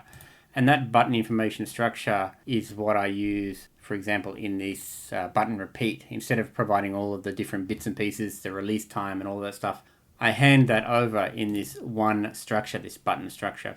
So this button structure contains the IO pin that we're dealing with, the was down state, and you should know what that is if you've been following along. The repeat count, which is necessary, obviously to know how far along in the repeat we are, and when the last repeat was occurred. So packaging that up into one neat little structure definitely makes the code a lot more concise and easy to deal with. So otherwise this button repeat is exactly the same. However, where I had the was down state specifically identified here, being handed from the call, I'm now extracting the was down state from the button structure. And as we discussed earlier, when we're using a structure, we don't use the asterisk mark before it. And to refer to one of the elements, instead of using the full stop or dot, we use this minus and greater than sign to was down. So this is button was down state, and button repeat count, and the button last repeat. So that definitely makes the code a lot easier to manage and a lot nicer. This, however, is a new thing that I've added, and it's again on the idea of going ahead and trying to make the code a little bit cleaner and a little bit easier to deal with. This button press release. So typically I was detecting this button was down and button is up state in my menus, and then after detecting the fact that the button had been down and now gone back up, I would then go back in and I'd clear that was down state.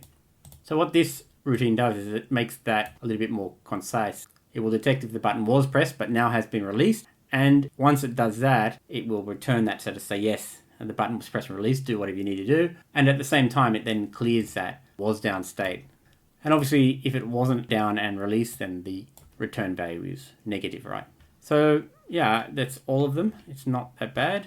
Button is down, button is up, debounce, press release, and the repeat. And we have the button information structure all in this tools buttons module.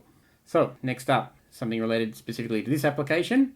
We have this menu internals file here. So I've actually purposely created this location because what I found out is that as I was writing the code, I was running out of space in the ATtiny1616 very fast. And normally I like to co-locate my code, and even if it duplicates it, with the individual modules so they're more portable. But in this case, that just wasn't possible, so I had to be a little bit more careful and make things more common. So make some of the variables more common, make some of the subroutines more common, or extract common bits of code to try to save some of the space in the programming. But it doesn't just save space in the programming. Some of these things are a little bit cumbersome and make the code a little bit harder to read. So consolidating it into this location does actually make a lot of sense too. So first up, we have all of the common declarations. These first two defines are just related to display information for when I'm displaying stuff, how long to wait between each sort of switch of the flashing mode. So we'll cover that a little bit later. This section here is actually the common variables that we use to hold the structure for each of the buttons. So we have one of these button infos for the OK, back and up and down buttons. And we also have this flag for the multi-press state, which you might have seen in some of my earlier episodes. The loop start is always common at the start of my loops for the menu structures, and the update display is very common. I have one extra layer on that, which is the update detail, which is the further detail, try to split the update process between the main information or the title and the value, for example, in the display. We have some flashing management, which is the flashing being on or off state, and then the wait between each of those flashing elements, and that's where these constants come into play up here, or not constants, defines, or same thing, whatever. And then obviously we need to be able to edit or get into an editing mode for values as well. And some of those values are multi-columns. For example, time is multi-columns. You have hours, minutes, and seconds. So you need to know which column you're editing, especially when you're in a simple display like we have here. So the mode is editing or not, and the column that we're editing in. So the last two here are related to requesting the run of the timer for the UV lamp. When we run the UV lamp, we want to provide information of the amount of seconds that we want to run for. And the running of the timer can run in either direction. It can up count or down count, which is really just a way it displays the information, not really anything much else. So these two values are here. So as far as common functions, let's take a look at those. There are a couple that are a little bit complex. I'm going to show them a little bit later, but the fundamental basic ones, I just want to make sure you're aware of them first. The first one is going to be run every time a menu sort of pops in, and this is this initialize menu values. And it just sets everything there to their default or startup state. Was press false, update the display, not editing, not flashing. And obviously this is very critical because it sets up all of the information in the elements of the button structures. So not only does that reset like the was down state and the repeat counts, etc., but it also gives that IO pin, which is obviously very important to the process. This here, clear all button down states, is just a code saver. Often I usually just put this in the code directly, but by having one routine to do that makes the compile size a little bit smaller, and the code again looks a little bit more concise. So this is just a nice little function too.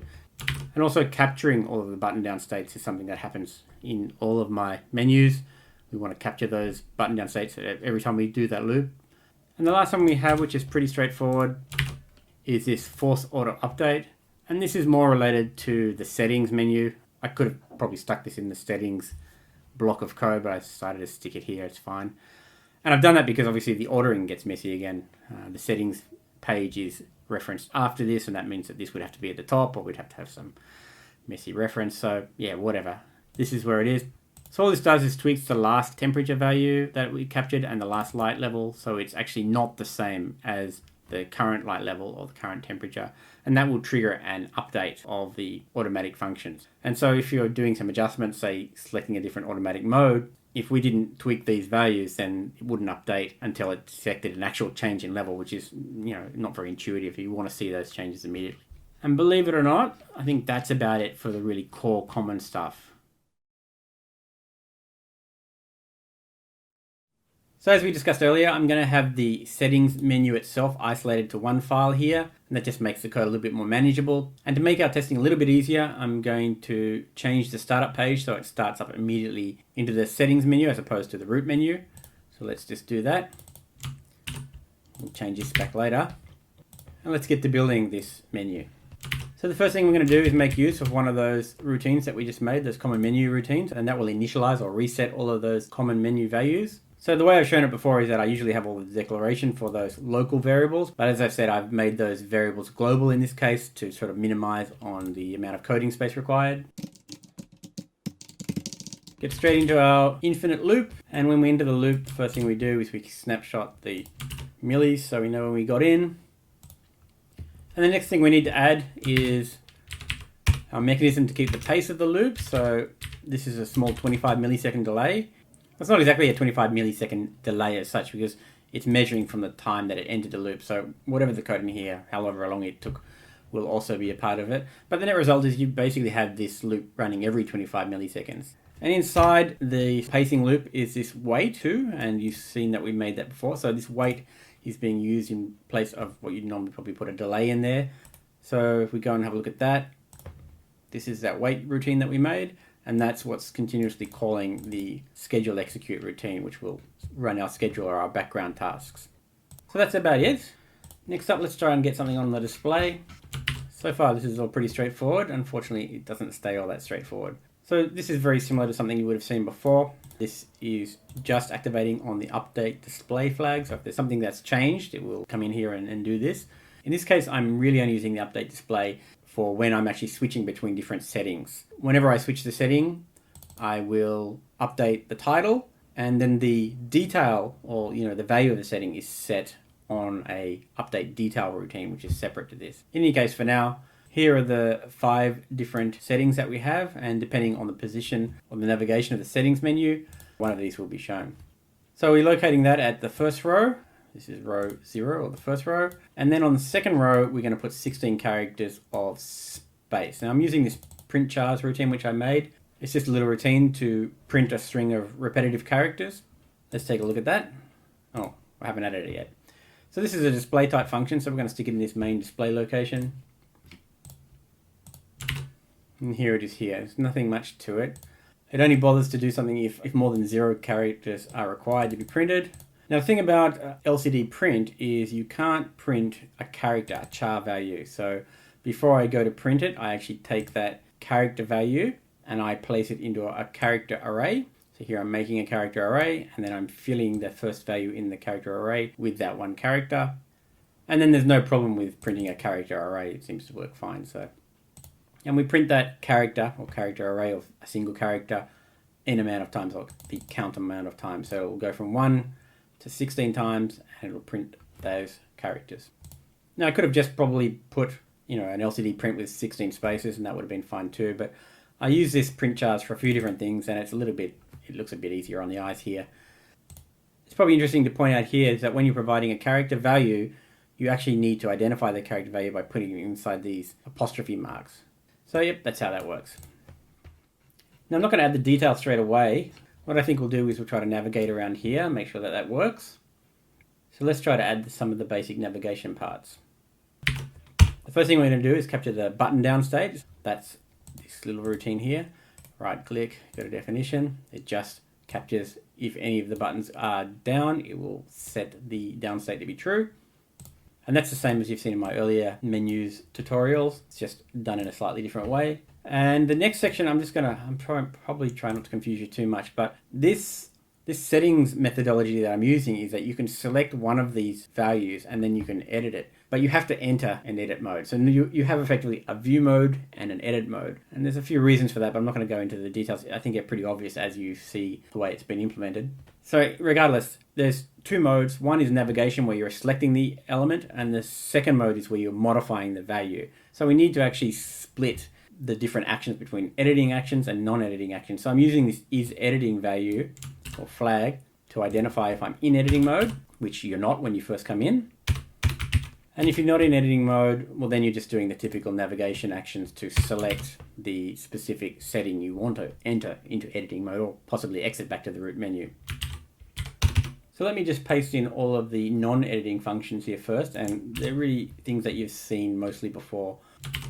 However, let's look at one of these straightforward things here first. We're using this new function, this press released function. Now that's a little bit different to what you've seen before, and this is actually detects if the button was down and has been released, as opposed to writing the code in here as I'd been doing it historically. And it also has the benefit is that it sets the was down state back to false, all in this one operation. So I don't have to do it here. So the code is a lot more cleaner outside of this function, and what we have in here is just more relative to what we need to be getting done, as opposed to messing around with managing the button flags and things like that. All right, so have a look at this one in particular. Now, button down actually moves down the menu, and that actually is increasing the position. So it's a bit counterintuitive. So just keep that in mind as we look at this. So in this case, if the position or the pointer and the position of the settings is reaching the extents, the highest possible value, then we'll set it back to the first value. So we roll around.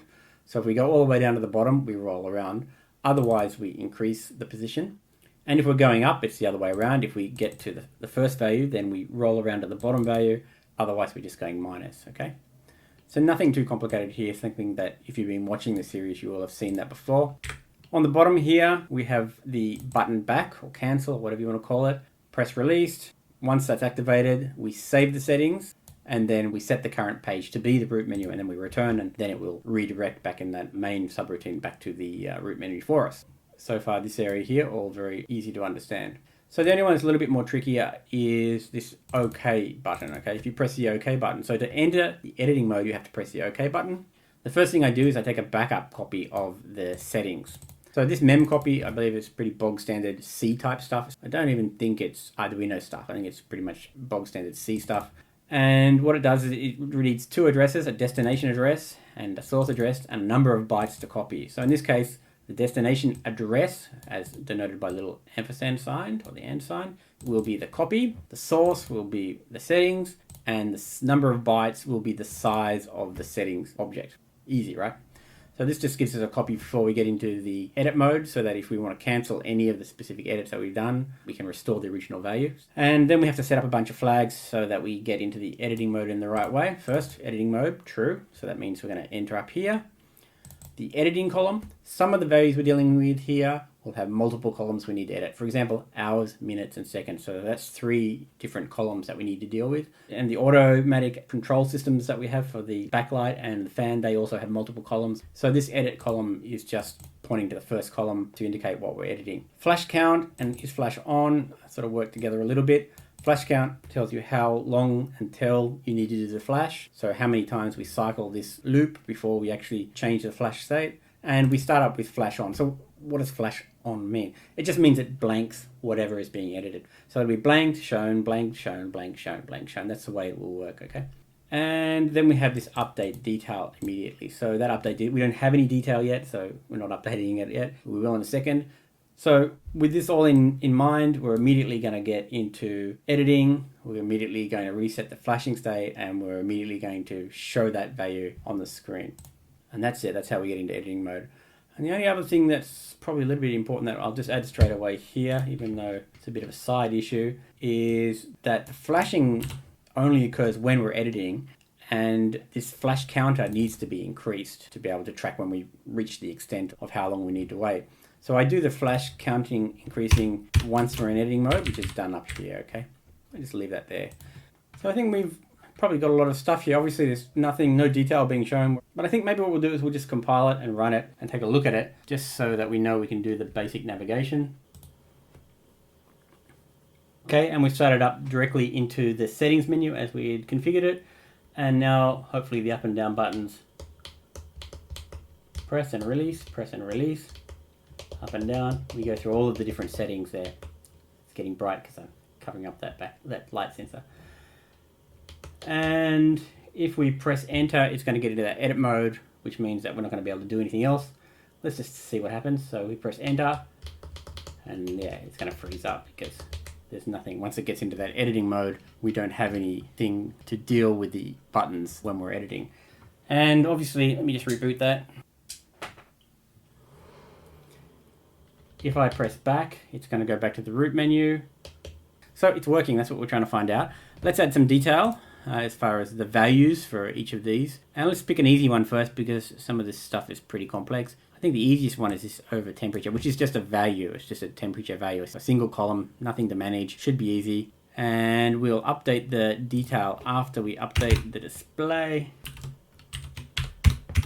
So I've just pasted all of the main flag and entry stuff in first so I can quickly talk about that. So we're only going to update the details or the values for these under certain situations. So if the update detail flag has been set, or if the update display flag has been set, well then we're going to update the detail or the value. And it's interesting to note here that the update display flag itself is only cleared inside here, inside the detail update. So anytime an update display occurs, it will definitely update the detail as well. which is what we want, right? So we'll update the display, we'll clear that lower row, and then we'll fill in the detail. So that's why I purposely haven't cleared the update display flag up in the update display area. I've just done it down here. And we're going to obviously clear the update detail flag. And the other condition for updating the detail is related to flashing. So if it's in the editing mode and the flash count has now reached the extent of its allowed count, so it's looped X amount of times, in this case it's 20 times, so once it's looped 20 times, it will enter here and that will allow it to take a flashing type action, so switch from being blank to not blank and vice versa. So that is actually handled with this routine here, this switching of the flash. So if the flash count is, again, greater than the number of counts we want, then we reset the flash count and we invert the flash state. So I'm just going to break this out to make this a bit easier for some people to understand. This is a simple function to invert, but it's actually an XOR function, and it's probably better read like that. So this is the XOR function. It's taking the bit value and XORing it with the value 1. XORing a bit with 1 inverts the state, and that's exactly what we want. So put simply, this little function, which is just a shortened version of this, will flip the state of the flashing. So now we're going to, same as we're doing up here, we're going to do a switch based upon the selected position of the setting. So here I'm going to add the over temperature setting. It's the number 3, 1, 2, 3, and we'll have a quick look at what's going on here. We locate the cursor, and then this is where the flashing comes into place. If it's editing and the flash state is on, so it has to be both in the editing mode and in the flash state on, then it's going to print 3 characters of space. So this is going to be a 3 character width value. And otherwise we're actually going to print the value. And I'm using this routine, which I haven't added yet. We'll do it in a second. But fundamentally what it does is it's going to take the value that we're providing, it's going to justify it to a 3 character width using spaces, and it's going to justify it to the right hand side, so the number value sits on the right hand side. And at the end of that, with the justified number sitting on the right hand side, we are then going to print a C value for Celsius. All right, let's add this little routine. We need to add it to the display. All right, so let's have a look at this. We get the value, we get the width, we get the character we want to fill the spaces with, and we get the justification. So on the print side of things, we are going to need the number of characters that the number that was provided will actually use. And I'm using this function to do that. And we'll have a look at that in a second. But let's just say for now we get the number of characters. So if it's 0, it's 1. If it's 21, we get 2 characters, etc. And then depending on whether it's right justified or left justified, we add the filler characters onto the alternate side. And the number of filler characters will be the provided width subtracted by the number of characters used by the number. So if the value is printed on the right hand side, then we want to fill on the left hand side. So if it's right, the first thing we want to do is print those fill characters. But if it's not right, then we want to put those fill characters on the right hand side. So this is really pretty fundamental formatting stuff. And in C, there is actually something called sprintf, I believe. And I'm not a C guy, so I don't know what that is. But apparently it's like a format type function that allows you to do justification and formatting of text. And unfortunately, I believe it's not available in Arduino. I'm not sure if somebody's made some sort of version of the class or whatever, but whatever. It gets frustrating trying to figure all this stuff out sometimes. So I just make it myself, and this is the way it works. And I think this part is pretty easy to understand what it does and how it works. The only thing that's probably a little bit tricky is this routine here, which actually gets the character count. So let's have a quick look at that too, just so we can close this discussion off. So this function works basically by multiplying by 10 for a number of times until it exceeds the value that was provided. And that number of times directly gives you the amount of characters that are actually available. So let's have a look at this, all right? So basically if the value is 0, 0 is a character, so we just return 1. And then we get into counting the number of decimal places. And we do that by starting off and saying, well, there's going to be at least 1 character.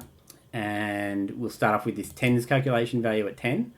And for as long as the tens calculation value stays below the value, we multiply it by 10. And each time we can multiply it by 10, we increase the count of the characters. So anyway, whatever the count gets to, it returns it.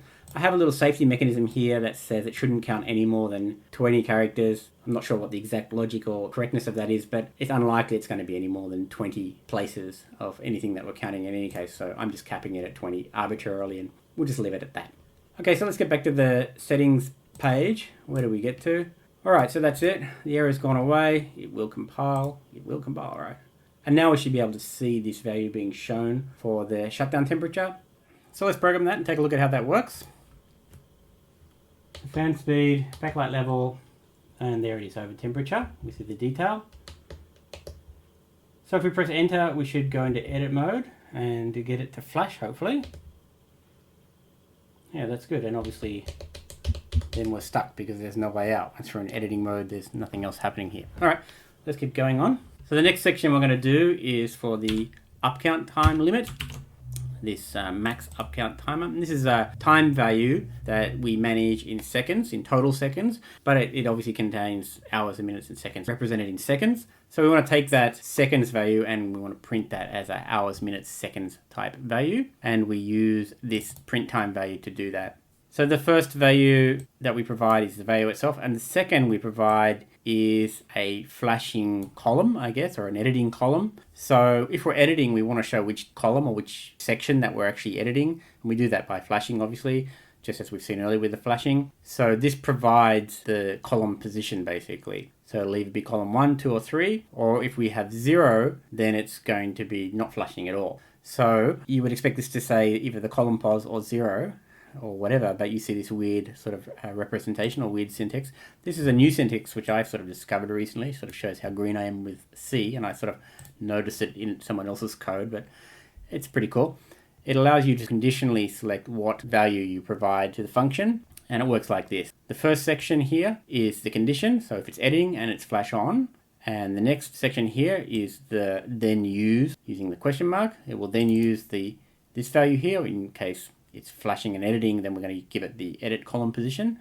And if it's not editing, then it's going to return 0, so it wasn't flash any characters. Okay, so condition and then the syntax, then use this, otherwise using the colon, use this. Okay, let's add this time value routine and have a quick look at that. It's not that complicated, so we'll whip through that in a few seconds.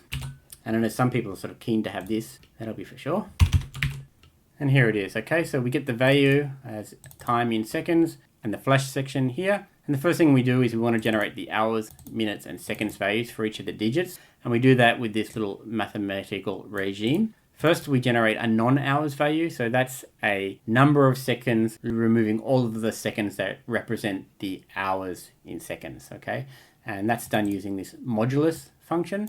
And I think you can think of modulus as, how it works is that it will continuously subtract a certain whole number from your value for as many times as it can, and then there will be a remainder. And so what it returns is the remainder, okay? In this case, that will remove all of the chunks of hours out of our value and only give us the non-hours total of seconds, okay? And to get the seconds, we then take the non-hours component, which is minutes and seconds, basically. So we take the minutes and seconds, and we apply another modulus to remove the minutes component from that non-hours component. So if we only have minutes represented as seconds, and we remove those minutes represented as seconds, then the remainder will be the seconds. And next up, we have minutes. This is a little bit easier to sort of understand. We take the non-hour number of seconds, and we remove the seconds that we've just figured out, and anything left will be the minutes as represented in seconds. So if we divide that by 60, that gives us the individual number of minutes. And then for hours, it's very similar again. We take the entire value, and this time we subtract the non-hours value, and that will give us the number of hours represented in seconds. So to get it back to singular number of hours, we divide it by 3600, which is the number of seconds in an hour, and we get the hours unit. So hours, minutes, seconds, we got it, done. Okay, so here is where we're actually doing all the printing, and it's actually 3 sections, hours, minutes, and seconds, each divided by a column, which is typical sort of time display type method. So let's have a look at one of these in detail. The first section here is detecting the flash state for the digit. And in the case of hours, which is the first column, if the flash section is equal to 1, which is the first column, then instead of printing the time value, we'll print a blank to represent the flashing sort of state. But assuming that this section is not flashing, or not the one flashing in any case, then we will actually print the value at a fixed width, in this case 2 digits wide, value hours, and we will fill any blank characters in with 0, and we'll justify it to the right-hand side. So that means that any value less than 10, such as 1, 2, 3, 4, 5, 6, 7, 9, and 0, whatever, that will be justified to the right-hand side, and on the left-hand side we will fill with a 0. And if we look at the minutes and the seconds, we can see it's exactly the same thing. The only thing is that the section position or the column position follows the actual position, and the value used for printing is the minutes and seconds instead of the hours. Okay, settings page. Yeah, I think we're done. This is gonna work, right? Let's upload it. And what do we, backlight level, over temp, and there it is, up count maximum.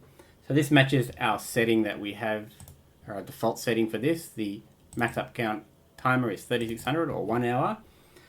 And there we have it there. And if we press OK, we should get into the editing mode. Yeah, so the first column is flashing, so that's working good. Now the next bit is a little bit more tricky, unfortunately. So the automatic controls, or the way of setting the automatic controls, just as the way it's operating the automatic functions for the fan and the automatic backlight, very, very similar. So I'm sort of gonna skip on the explanation the second time round. So this here, case 1, is the fan speed, or the automatic fan speed control, or the fan speed control. The first thing we do is we come in, we locate the cursor, and then we decide whether what we're going to display is the value is in the auto mode, or if it's been configured to use the fixed value. So let's have a look at the fixed value first, because it's pretty straightforward.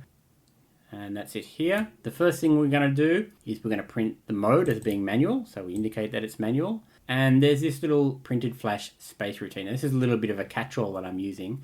We can look at it as if to say that this is a little bit of a knot, right? If we didn't print the flash space, then we print this manual. So what this routine does is it gathers up that flash state within itself, and if the flash state is valid, in other words, if this manual value should be flash because it's being edited and it's in flash mode, well then it will print 6 characters. This is the width here, 6 characters of space. And this first column is the match for the editing column. So the manual symbol is in the first column, and the second column we will show the value. So let's have a look at this printed flash space routine, and I think hopefully it'll be a little bit more clearer. And I actually put this in the menu internals for reasons I can't remember, but it doesn't matter, that's where I'm going to put it. There's not much to it really. It just comes in, it's a function, printed flash space, the edit column pos, and the number of digits to print, okay? So if it's editing and it's flash on, and the edit column position is equal to the column position provided, then it's going to print the spaces and it's going to return true. So it's going to say, yes, I printed these flash spaces. Otherwise, it's going to return false. And so in that case, it's either going to print the flash space if it needs to, or it's going to print the value. I like it. Okay, and the following section is the value or the manual percentage that the user has configured. And I'm again using this printed flash space, and it's 4 digits wide. So if it didn't print the flash space, then it's going to print this in here, which is the fixed level, which is justified to be 3 characters wide, and it will be justified to the right-hand side and justified with spaces. And to the right of that, we indicate the percent sign. So that's the value there. So the mode and the value, and column 1 and column 2, and the editing column will be flashed. And then because I found it a little bit ugly to look at, it was sort of hard to sort of differentiate it visually, I added a non-flashing square bracket around the value just to sort of locate it. So I'm not sure if that's good or bad, it's a design thing, but anyways, I've added these little brackets around the value itself. So the mode is just floating there by itself in the left column, and the right inside the brackets is the value. Now in the auto mode, it's nearly exactly the same, so I'm not going to go over it too much.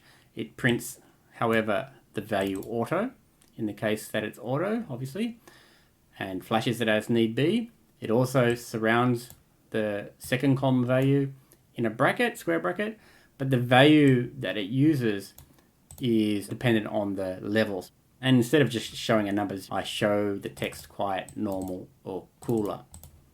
And now you've seen all that, I'm actually just going to paste in the section for the backlight because it's literally identical structure. If I'd probably tried a little bit harder, I probably could have reused code a little bit better to make them a bit more common. But there are a few little differences, so I decided to give up and just have a separate case for them each. Obviously, one of the differences here is that in the auto mode, as we see here, it is quiet, normal, and cooler for the fan speed, but for the backlight, it's darker, normal, and bright. So obviously that's not the same. And then on the value side of thing, it's actually identical, right? Yeah, so this section here probably could have been stuck in a common routine somewhere, but anyway, it's not that much code, so we'll just leave it like that. Anyway, cool bananas. I think we've got it sorted out. Let's upload it and see if it works. So the fan speed, auto normal in that square bracket. The backlight, all normal in the square bracket. Temperature, up count. There's nothing in the factory reset yet, that we'll do that later. And let's just enter the edit mode here. It should edit on that first column. And yeah, that auto flashes. Cool. Alright, so now we can enter the edit mode. Now let's focus on actually editing the actual values. So the actual values, unfortunately, we can't make it very common as far as how we edit these values because they're also different. We can see this dual column structure in these automatic ones, and then we have this single digit adjust, and we have this multi-column time adjust, and we have a factory error reset, which who knows what that is. So it's really hard to make a very standardized common piece of code for this. So unfortunately, again, we have to case split. There's probably two ways I could have done this. I could have actually had sub-menus for each of these settings, but having another menu block for everyone sort of gets pretty cumbersome too. So I think having this internal switched case is as good as any way to solve the problem. So let's add the case, and let's get on to adding these editing capabilities. And of course, we should start with the easiest one first, and that is the temperature one. Here it is. So I think we'll just walk through it. It's not that complicated, and I think many of you have seen a lot of this stuff before. So let's have a look at the easy bit first, this adjusting of the value, which is basically this chunk of code here. And we're using this repeat function. So if the button repeated, then we will make sure that the value doesn't go below 30 in this case. So we can have a minimum of 30 degrees, and that's hard-coded, which is probably not great, but whatever. And if as long as it stays below 30, we can continue to decrease it, and that will repeat using this repeat function. And after we get out here, we're just clearing the down button states. We force it to trigger the update of the detail, so the value will update. We reset the flash count, and we turn the flash off, not on. And the reason we're doing that is as we're repeating, as we're pressing the button, the number's going to change quickly, right? And if it flashes off while we're changing, it's going to sort of be hard to see what we're changing. So for the duration that we're holding the button down, effectively it won't flash. And once we release it, we'll go back to flashing. So the button down for reducing the value, minus minus, and button up for increasing the value. And once we get out of the repeated mode, so as if it was repeating for the button up or repeating for the button down, and the button up is up and the button down is up, then we just clear basically all of the down states.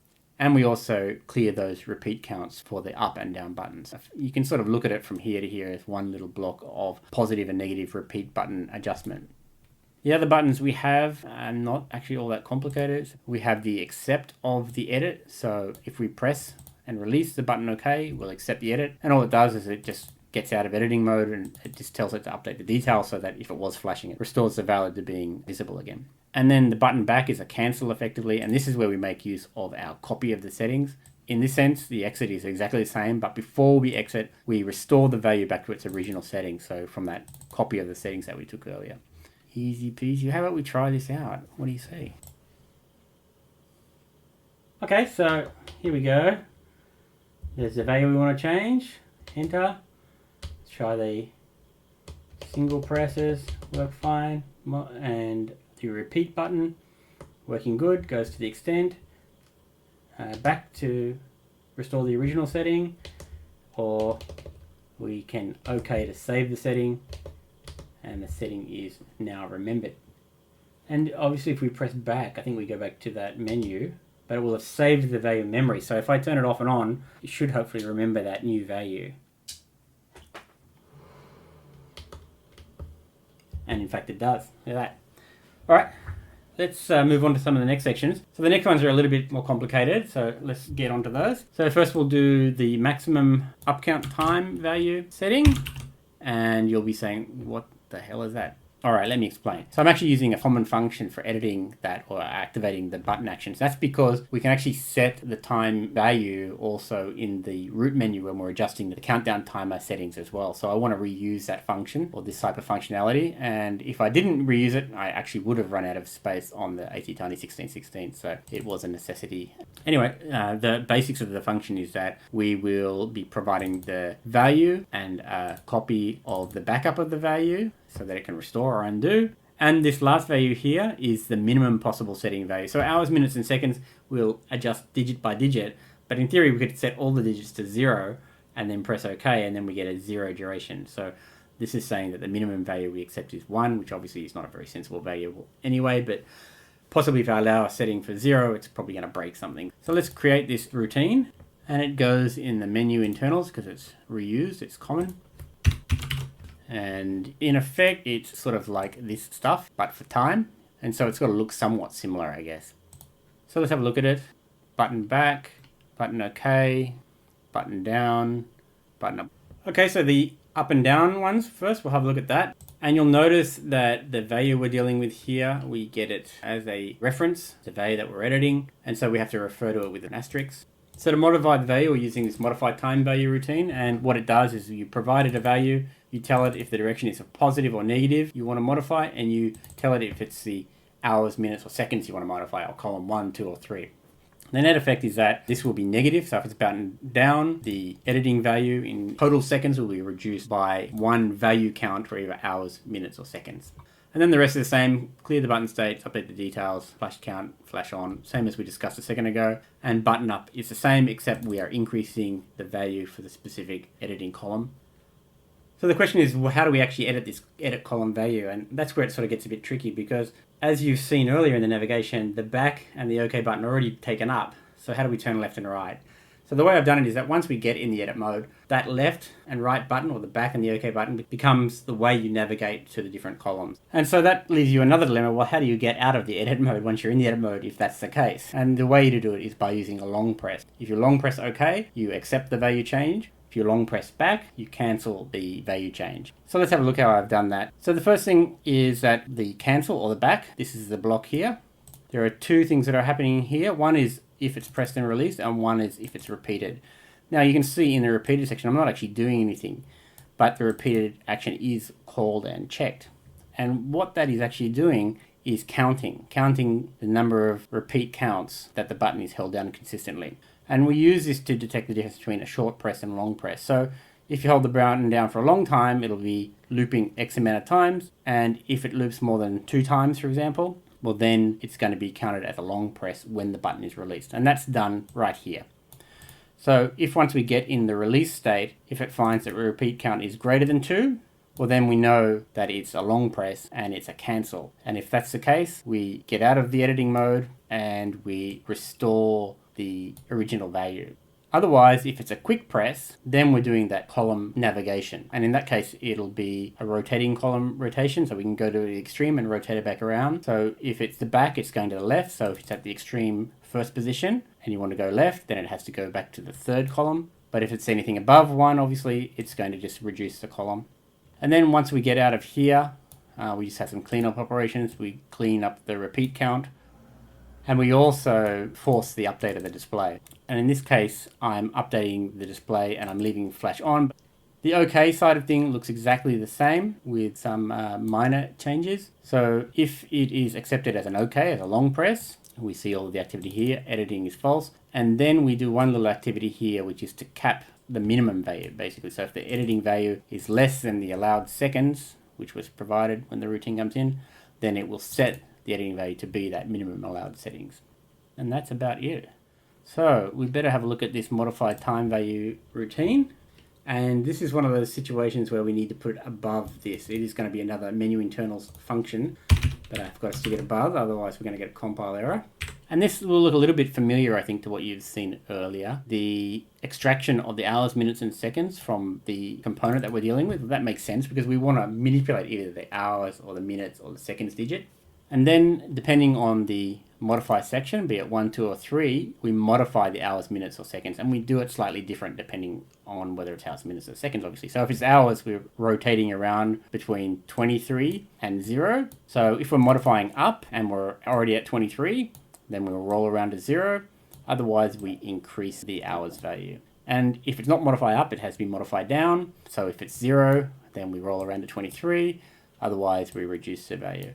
And minutes and seconds is exactly the same thing, except in this case, we're using 59 and 0 as the roll around range. So that's going to modify the digit. So after we modify the digit, we have to reconstitute it as a total number of seconds, and that's pretty easy to do. We just multiply the hours value by 3600 and add that to the minutes value multiplied by 60 and add the seconds value, and then we return that. So we're editing in the individual hours, minutes, and seconds digits, but we're dealing or exchanging in total seconds. All right, well, I think that's now done. Let's have a look. We'll go straight to it. There it is, and single fast click to get in. We don't have to long press to edit, just click to get in, and then we can navigate left or right. Makes sense? And then we can modify the individual digits, and it rolls around on the individual digits. It's pretty cool, right? And then we want to escape, or we want to undo the changes. We can long press the back and the original value is restored. Or obviously, if we modify the value and want to keep the changes, we long press the OK and the value is remembered. And if we save the settings or go back and reboot the system, of course, that value change will also be remembered. Okay.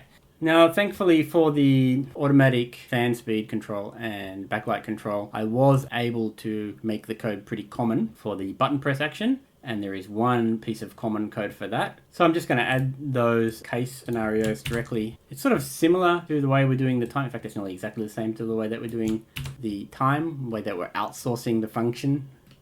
So, over temperature. Yeah, I've put this in a weird order, but it doesn't really matter about the order. I was more making it easier to read. So here's the automatic fan speed and the automatic back level.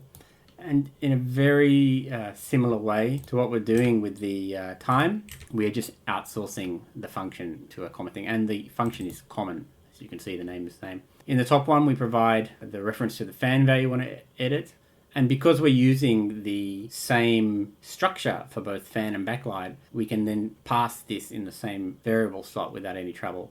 And then we also provide a reference to the copy or the backup copy that we made as well. And the last digit here is the minimum allowed value. And in this case, it's the minimum allowed value for the fixed setting or the manually set setting. For the backlight, we have the range 0 to 100, so we can have a minimum all the way down to 0. But unfortunately, the fan control, we only get down to 50% control, so it's 50% to 100, so we cap at 50. So let's have a look at this edit auto item button action code. It's hard to say. It's sort of a little bit like the way that we're editing time, but it's sort of a little bit different. We'll stick it in the menu internals, and thankfully this is the last of the nasty stuff. I think it gets a little bit easier from here. So in this case, we have two columns to deal with, as we've seen in the settings page here. What we're displaying is the mode and the value. So we only need to navigate between those two columns and adjust the two values. Now obviously if it's in auto mode, it can only be between 0 and 3. If it's manual mode, it's between something and 100, right? So we already know what that is, and we have a minimum value, so it's whatever we have provided. As we come in, we get the my auto item instruction in this editing value. We get a restore value for recovery or for undo, and we get the minimum level or the minimum fixed or manual level. Let's have a look at the up and down values. So the column navigation is the same as for time. You will be able to use the left and right values to navigate between the left and the right columns. Long press OK to accept and long press back to undo. And then up and down for modifying the values. So since we have the two columns and they're not sort of the same, it's a little bit more tricky. So let's just look at one, because obviously up is the same as down. And this is again in this repeat grouping like we have all the way down to here. So the button down repeat. Once we get in, we have to decide which edit column we are working in, either the first column or the second column. The second column is pretty much just dealing with a number, but the number unfortunately depends on the mode as well. So if it's in the auto mode, we're going to be manipulating the auto level number. And if we're in the manual mode or fixed mode, we're going to be manipulating the fixed level number. Now the fixed level number is pretty straightforward. And it's important to point out that I didn't bother rolling around because it's sort of difficult to roll around this number. I decided against it or whatever. Anyway, it doesn't roll around. It just goes down to the minimum level and stops. So as long as the fixed level value is greater than the minimum level allowed, which is provided in this routine, well then we reduce that fixed level value. So that's what it will do if it's in the manual mode. And if it's in auto mode, it will rotate around between 0, 1, and 2, right? It's a bit weird having a repeat because there's only 3 digits, so it sort of flicks around between them. It's a bit senseless, but it's hard to sort of split the behavior up easily, so I've kept it common. So if the auto level is at 0 and you want to go negative, you can't go any more negative. Instead, you set it to 2 back at the top, and otherwise you just reduce the value. So that's the adjustment of the value. And on the first column, if it's editing the first column, all it's going to do is flip the auto mode bit. In effect, the up and down functionality here are the same. It doesn't matter, it just flips the bit. For the value modification section, however, obviously down will be negatively adjusting the values and up will be positively adjusting the value. So let's have a look at the accept buttons. It's pretty much the same as what we discovered for the time in nearly every respect here. So we detect the long press just like we did for the time section by counting up the repeats. If it's a repeats counts greater than 2 for the back, then we're a long press. And in that case, all we're doing is, this is quite long, right? Let's have a see if we can see it. Yeah. Restoring all the values and disabling the edit mode.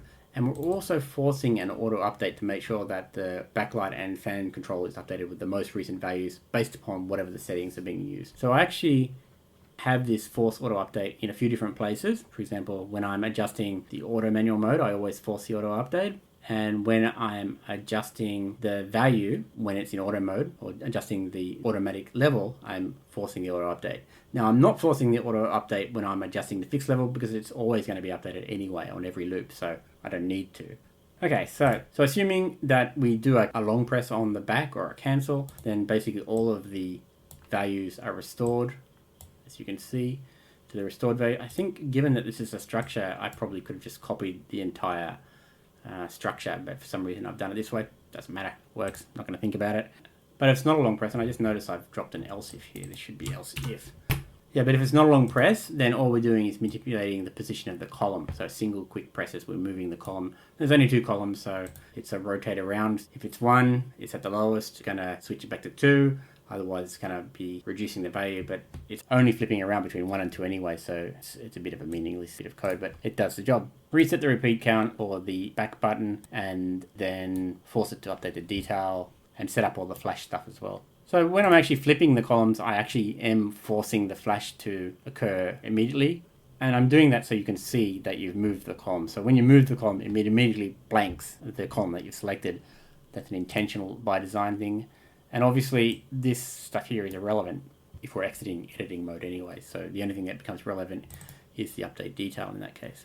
For the OK, it's exactly the same, and I don't have any sort of special adjustment stuff in here. There's no capping necessary or anything like that. It just exits the edit mode and says goodbye, basically. So yeah, that's it. It's a beautiful little piece of code. Let's upload it and test it. So here are the 2 that we're dealing with, fan speed and the backlight. May as well do it.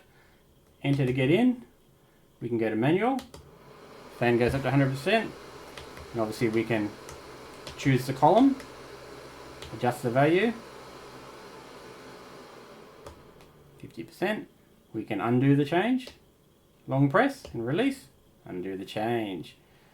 And we can edit the auto mode, cooler, runs a bit faster, or quiet. I'll undo that. And for the backlight, pretty much the same thing. We can go manual, and we can manually adjust that level. Even turn it right off. In this case, we can go to 0% in manual. And obviously then we have the different levels, the 3 levels for automatic, normal, or darker, it looks darker, bright, back to normal. And again, OK to accept. Pretty cool. I'm just going to go back here, so we save that. And I'll switch it on and off, and we can just see that that setting has been saved.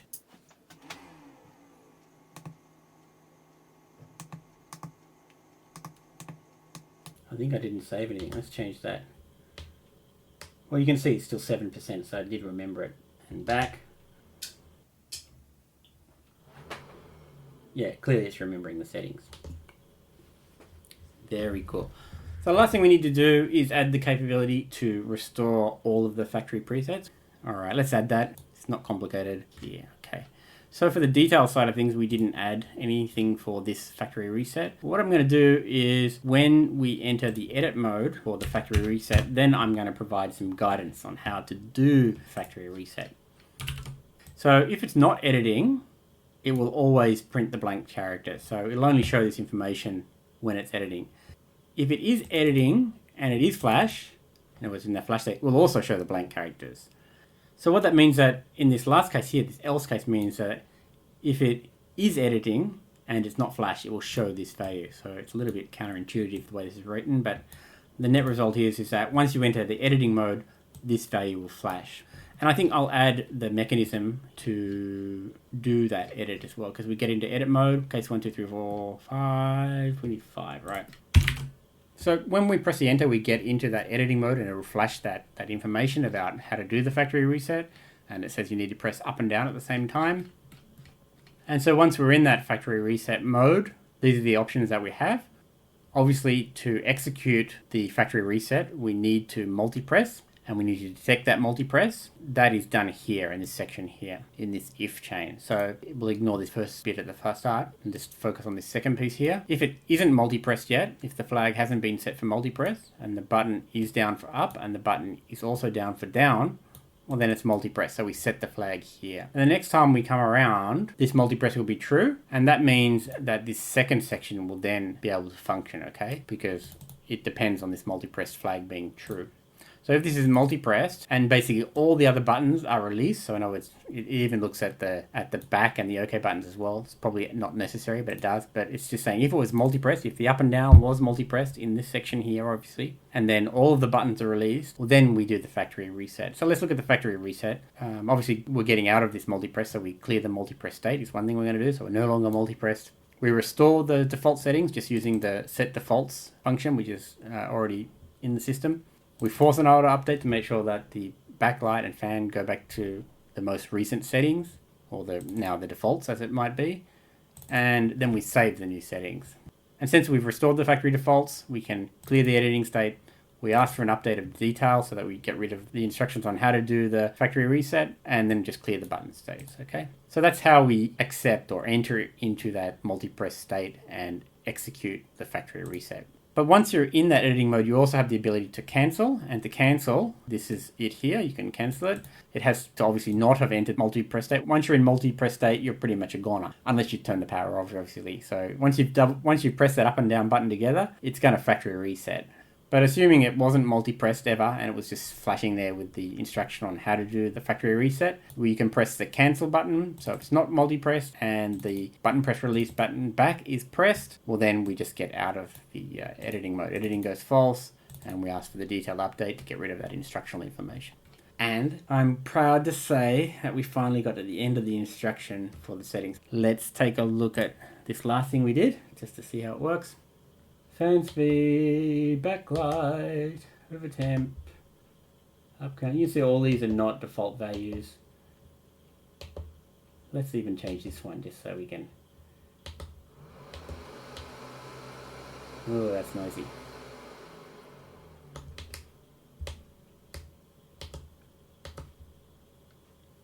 So everything has non-default values now, even if just a little bit. So the factory reset, we can go into the mode by pressing enter and we get the instruction up and down to reset. I think that's pretty clear. Obviously if we press back, it cancels that instruction and we'll go back in there. Oh, and let's just make sure. So we go back and obviously all of our weird values are still there, but we can tell that in any case. So.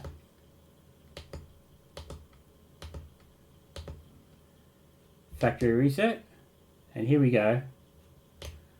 So I'm holding it down, nothing's happening, and then I'm going to release. It's done. And we can see that all the values now have been returned to their default values. Pretty cool, huh?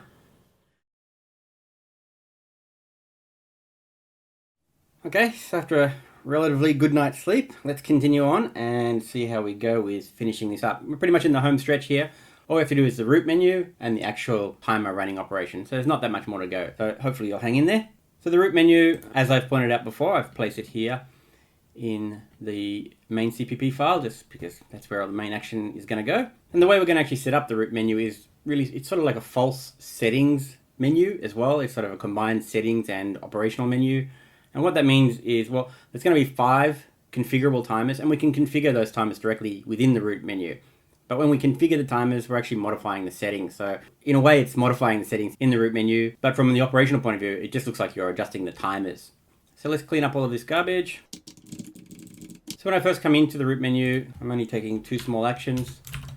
I'm initializing all those menu values, just as we touched on in the settings menu. And I'm also just clearing that second row of information at the bottom of the screen. That's because I want to blank that completely out, because there could be some remaining text from if we're in the settings menu or something like that. And the first row we will completely rewrite every time anyway, so there's no need to take the extra action to rewrite the first row.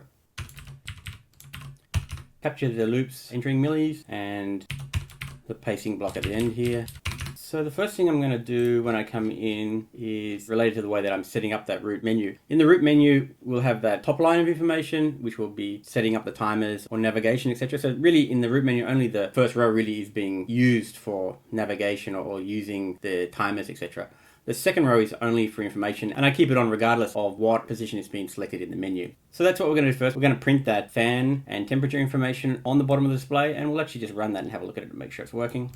So I created a dedicated routine to print the fan speed and the temperature information, and there's an option to forcefully update it. So normally this routine, when it's ran, it will only update if the values have changed, so it keeps track of those values. But in the case like initialization, where we first come into the menu, obviously we want it to update even if the values haven't changed, so we can forcefully update it here. So let's add that routine and take a look at it. It goes in this display area. We'll just stick it down the bottom here. And there's really not that much to it, so I'm not going to spend that much time on it. The temperature information is updated first, followed by the fan speed. So the temperature information on the left and the fan speed on the right.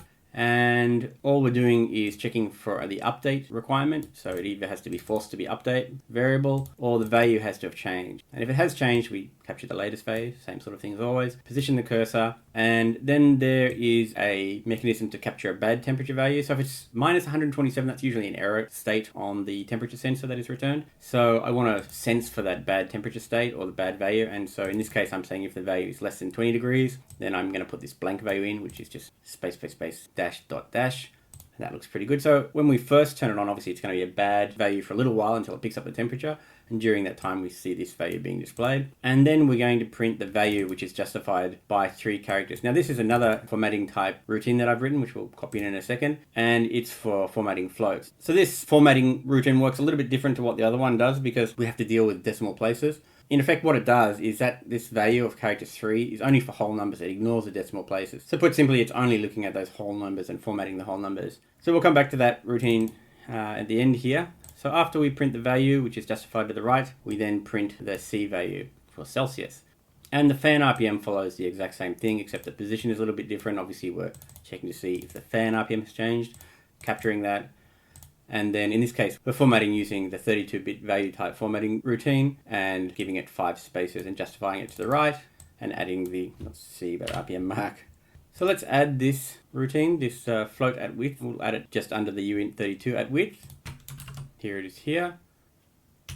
So you can see it looks pretty much exactly the same. The only difference is that to get the number of characters, it's getting it from this get float char count, which is, yeah, it's not a routine that I'm very proud of, that's for sure, but let's take a look at it in any case. It's in those count chars location.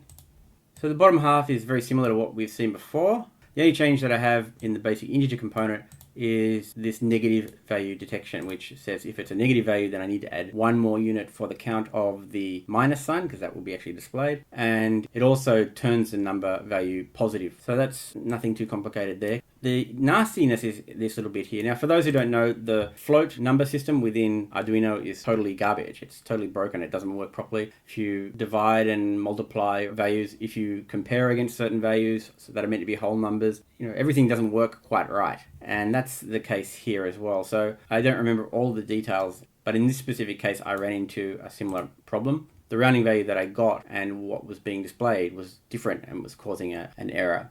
And to be honest, I don't exactly remember what it all was, but the net result was to resolve the issue, I had to multiply the float value by 100 to push the 2 decimal places that we want to keep in a clean state, because that's all that gets displayed.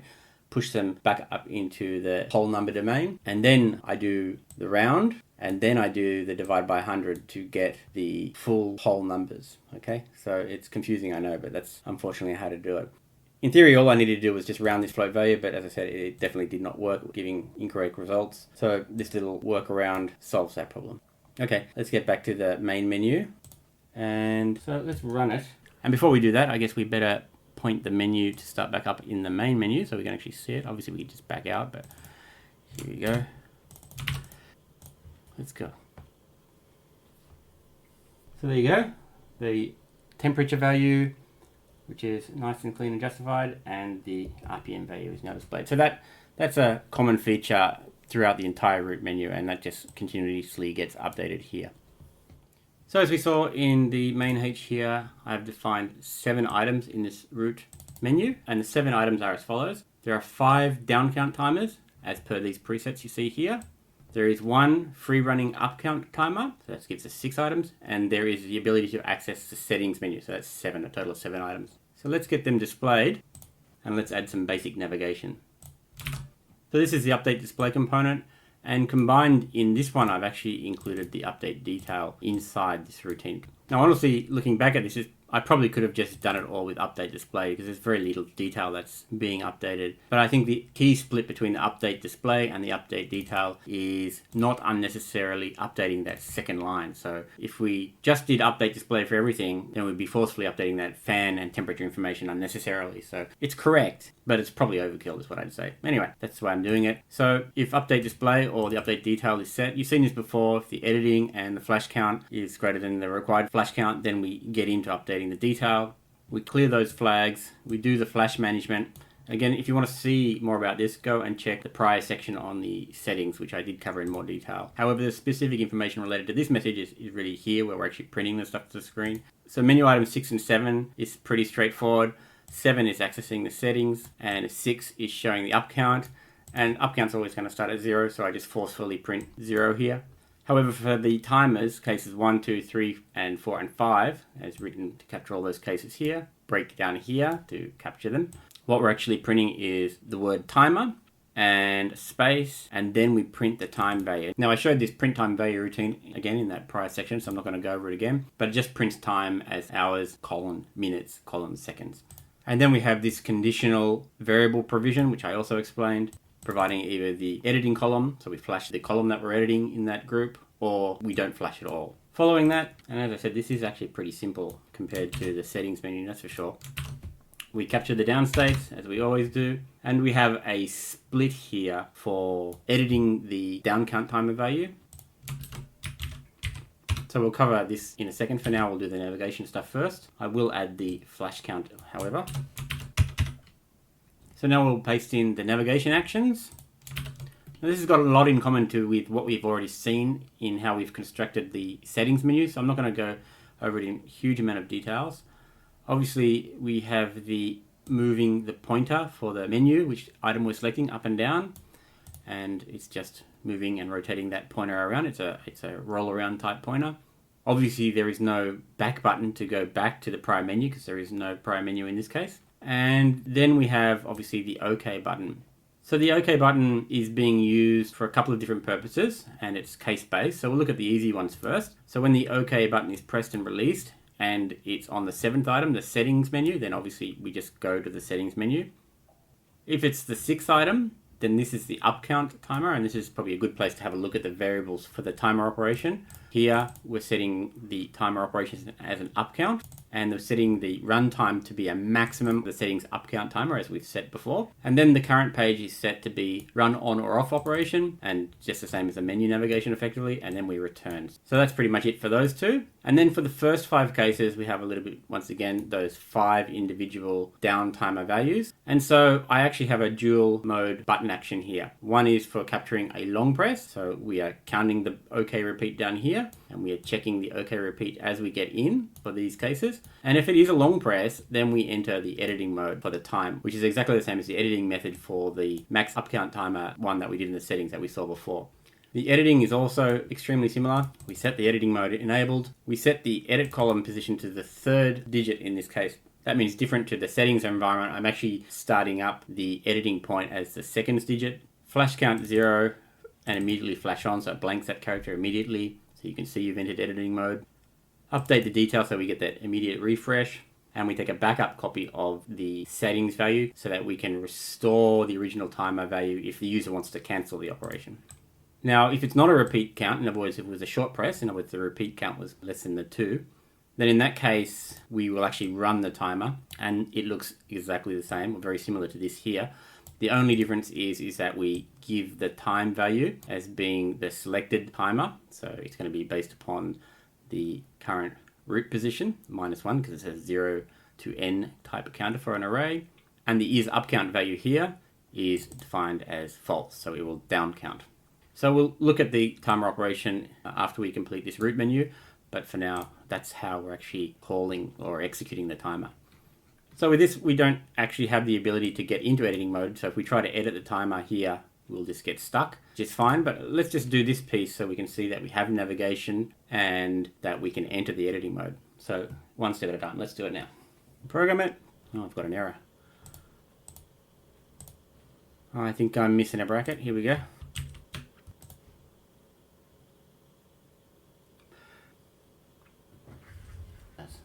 So we have the 1, 2, 3, 4, and 5 timers. We have the up count timer. Obviously, we can't edit this value because it's just an up count timer.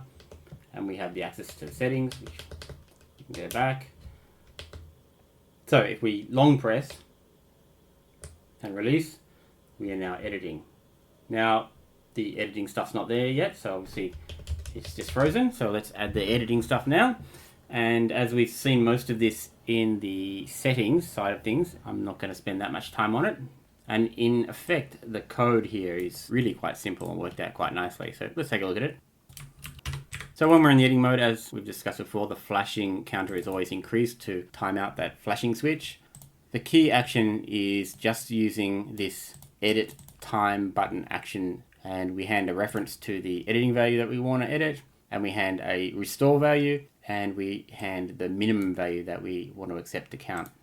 Now all the logic flags and controls are all done within this function here, based upon what buttons are being pressed, and that includes resetting the editing state. So that means after we come out of here, we could be coming out of editing state, and if we're no longer editing as we come out of that action, then we will actually save the settings. So saving the settings will save regardless of if the value was edited or not by the user, and what I mean by that is if the original value was restored or not, and that's because it really doesn't matter if we save it and it hasn't changed.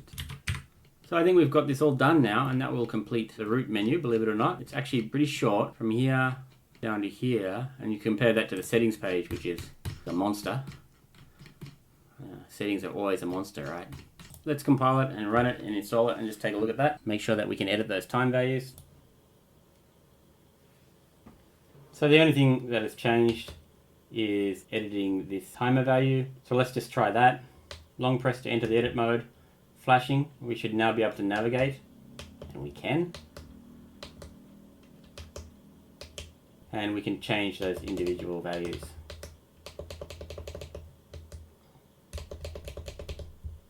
And then long press back to escape, and the original value is restored, or we can modify the value and save it. Again here, modify the value and save it. And now the two values have been updated, and if we reboot it, the value should be retained because we're saving it to the EEPROM. There you go, the two values have been retained. So for running the actual timer, I've actually separated it off into a separate block of code.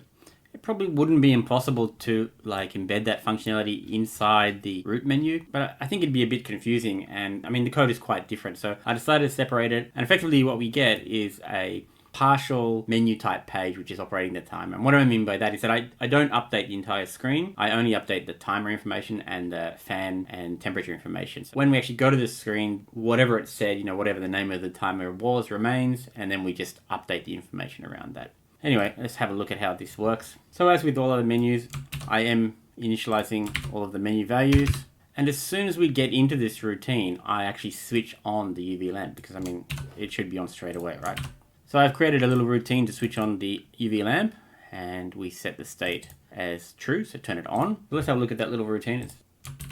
So it just says to modify the output for the UV power control. And the reason I actually have this routine is because of this complicated mess, because I want to turn on that LED, the status LED for the UV light, but I have to actually mess around with that tri-state control. So if it's on, I have to set it to be a digital low state, and then I actually set it as an output. So that actually switches the output as a low and turns on that LED. And if we're switching off, we set it as an input. So as I said, it's a little bit messy, so it looks a little bit more concise to write it just like that in one command. And we also have a bunch of local variables which I'm using, which we will look at in more detail as we use them, but I'll just define them here.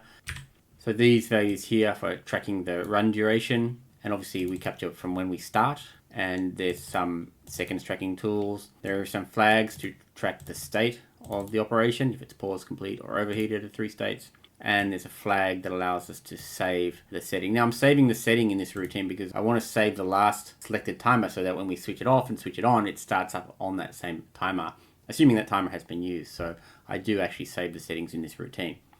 And then I have this little other tricky thing for counting the number of cycles after the operation is complete. And I use that for a little bit of animation, which we'll see a little bit later on.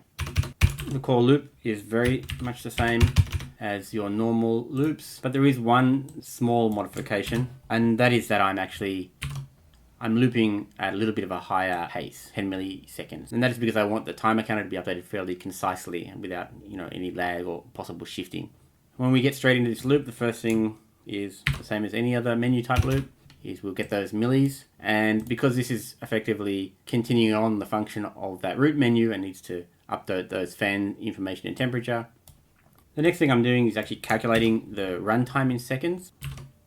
So assuming that it's running, it's not paused, it's not overheated, it's not completed, then it will actually calculate this seconds or seconds value. It'll calculate that from the run start time of millis, which we captured up here, right? To update the timer counter, it's pretty straightforward. There's this little routine here. So if there's a forceful display update, or once again, we're tracking this seconds and the last seconds that we actually updated. If that has changed, then we will do the display update. So once we get in, we clear the update display and we capture the last secs again. For printing the time value, we're using this print time value routine. And from here to here, the value that we're providing is using that conditional variable selection structure, which I explained earlier. In this case, we're looking at whether it's up count or down count. And assuming if it's up count, then we're just going to use the seconds straight. If it's down count, it will take the timer amount that it's meant to be running for and subtract the current seconds. So that will give the down count. So as I said, the up count, down count difference is really a little bit of a falsity. It's just a display issue, but it gives the impression that we need to give. Now the following is just a little bit of a tricky thing. The first time I run and update the display, I want that display to update immediately, obviously, so the timer is running. But I also want to have a non-blocking chance to save the settings. And what I mean by non-blocking is that it can take a little bit of time, usually a couple of 100 milliseconds, to actually save settings if there's changes. It depends on the environment, etc. But anyway, there's always a little bit of a lag when you save things to EEPROM is what I've noticed. So I'm selecting a strategic timing to actually save the settings. So immediately after displaying the first update, really nothing's happening as far as the user is concerned. They're not stopping it or operating it or anything like that. So immediately then I'm saving those settings once, and then I'm saying I've saved the settings. So that allows us to store which timer had been used. So after the display, I also have a little routine here to detect the completion status. So it's got a few checks here. As long as it's not paused, overheated, or completed, in other words, it's running. And this seconds, the calculated this seconds that we calculated above, has reached greater than or equal to the run seconds, then it's obviously going to be complete. We set it as complete. We turn the lamp off, and we disable the flashing, obviously, because it's not needing to flash anymore. After that, I'm capturing the button down states. And for now, let's just have the ability to kill the timer if it's running. So if the back button is pressed, it will just kill the timer basically and turn the lamp off. So this is a very simple implementation. Obviously there's more to it than this, but I just want to do it step by step. So let's have a look at this.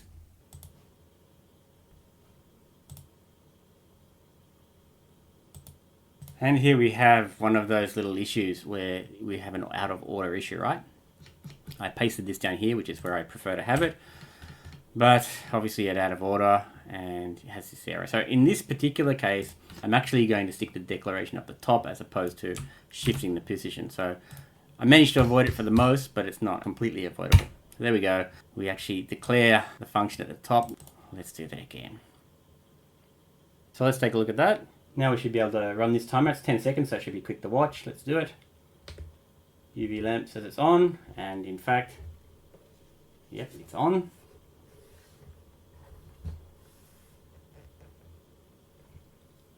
And it's complete. And yep, it's gone off. And if I manually start it, well, that's weird. Maybe I need to go back here. Yeah. And then enter. And it's running. And I can escape that. So we have some basic timer functionality, but that's not enough to satisfy me. So let's do a little bit more. So first let's add some button functionality, and then we'll add the overheat temperature sensing as well. Maybe we'll do the temperature sensing first. In addition to detecting the completion state, we can automatically detect an overheating state and manage that. So let's just add that. So if it's not paused, overheated, and not in any of those stop states, and the temperature is greater than the allowed shutdown temperature, then we get into this overheat state, turn the lamp off, and set the flash to be true. So it's flashing whatever we're going to display. So now we can detect the overheating. Additionally, I want the ability to pause. So let's add that. So the root menu escape will always be there. You can escape at any time, even if the time is running. And for the pause resume here. So as long as it's not overheated and it's not already complete, and somebody's pressed and released that OK button, then we actually flip the state of the lamp. So if it was paused and it's coming out of pause, then the pause flag would be set. So that would switch the lamp on, and vice versa. So that flips the state of the lamp. And then we flip the state of the pause bit, the pause status bit. And if we've gone into the pause state, we turn the flashing on for the display so we can see it's paused. And on the alternate side, if we're coming out of the pause, we have to do something a little bit tricky. First is we have to update the display, and we have to reset the run start milliseconds. And we do that by looking at the current milliseconds and the amount of time that's already run, and we subtract that, and that gives us a new run start millisecond to properly track the runtime from. So there we have the pause and overheat capabilities of the timer. But obviously once we get into those overheat or pause states, we need to indicate to the user that we're in those states. So we need to add a little bit of display code in this display link. So it will become an if-else-if type connection. So assuming we don't do the pause completed or overheated type display, then we just do that normal timer counter update. For the paused complete overheated type display, we will increase the flash counter for the animation of the flashing, and we'll only actually update the display each time the flash count exceeds the run count. So in other words, when it's paused or completed or whatever, the mechanism to update the display is not triggered by this update display or seconds anymore. It's just updated by the timing of the flash wait counter. I also have this other little one here, which I won't explain now, but this is something we'll use in a minute for animating some sound effects and the LED. But for now, I'm always just increasing that every time we do a flash or an update of the flash display. And the flash display is going to actually flash not between blank and the value, it's going to flash between a text information and the time value. So I could have just blank flashed the time value and that might have done the job. But in this case, what I'm saying is that if the flash is on, then we do this section, and the flash information will be different based upon the case. If it's the case that it's complete, then we will flash the value finished. If it's overheated, we'll flash the value overheated. And if it's anything else, which obviously has to be paused, because that's the only other condition for coming in here, then we show paused. So where we're not in the flash state, when we're on the flip side of the display, what we will be displaying varies a little bit. If it's simply complete, then we will show the amount of run seconds that we ran for. So it doesn't matter if it's an up count or a down count timer. The information displayed at the completion will be the total time the lamp has run, which is obviously more information than flashing just 0. But if it's not complete, in other words, it's paused or it's overheated, then we will display the time value, just the same as we displayed down here. The value provided to the time value printing routine will be again conditionally displayed depending on whether it's an up count being this seconds, or a down count, a subtraction from the total seconds and this seconds. And I think I pointed out earlier, but this last value here is the digit flash for the time value, and I'm not flashing any digits, so 0 just means no, don't flash any digits. So that displays it here. And obviously, if we have gotten into here on the way out, we reset the flash counter to reset the process for waiting for a flash, and then we flash on. So the flash counter here, the maximum value is 100. So it'll flash every 100 times looping in here, and the loop is looping at about 10 milliseconds. So every second we'll flip between showing the text and the time value, basically. Seems pretty straightforward. And obviously we're going to increase this count here, which will obviously increase every second as well from the completion time onwards. Okay, so now we should be able to detect the overheat and manage and set and reset a pause state and display something meaningful related to the specific state of the timer. Let's upload it and see if it works. So okay to start the timer, and press it one more time to pause it. And now we are flashing between the current time and the pause value. And if we OK again, it will resume. And then it completes. So it says it's finished, and it says the total amount of runtime. So from here on, all of the buttons here don't do anything. You can't navigate. So you need to back out. I think it's an okay. I mean, it's a little bit confusing sometimes, but you need to accept the timer operation, and then you can run the timer again, obviously. So the overheat I'll address a little bit later, but it's the same sort of thing. It's just triggered by this overheat flag, which is set as we showed earlier here. We'll do that in the demonstration. I think you get the idea. It's basically the same thing. So for the last thing we're going to add in here is some animation and enable that buzzer when it's finished. Animation means I want to flicker the UV status lamp and make some noise depending on the scenario. So I've come up with this little piece of code. It looks a little bit long, but it's just structured in a certain way. It's not that complicated actually. So let's have a look at it. So in the case that it's paused, I just flashed at a 50% duty cycle the LED for the status of the UV lamp, just to let you know that it's paused. And that obviously is going to occur in sync with the flashing of the display. So as we've seen here, the flash count is 100. So when the flash count gets to 50, it turns it on. And when it gets to 100, it turns it off. So for half a second, it's basically on, flashing every second when it's paused.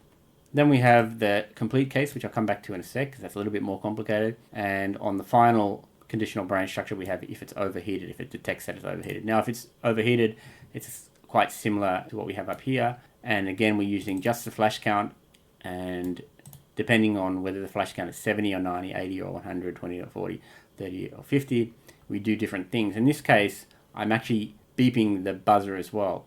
So when you see the digital write being set as high, that's turning the buzzer on. And when you see it low, that's turning the LED on. Obviously, when it's being set as an input, it's being set off. And actually, this is duplicated here, which is not really correct. I can just add these together into the same case. But anyway, I did it this way so I could sort of see the timing, because this here is effectively flicking the LED on and off, and this here is effectively flicking the buzzer on and off at different times. Obviously, they can't be on at the same time because it's tri-state. So each activity is only for a very short amount of time, 100 milliseconds. So it's like flash, flash, beep, beep, flash, flash, beep, beep. So from 70 to 80, 90 to 100. So that's flash, flash, and then 20 to 30, 40 to 50, beep, beep, right? So that's the overheated signal, and it will just continue to do that until you cancel or accept the operation.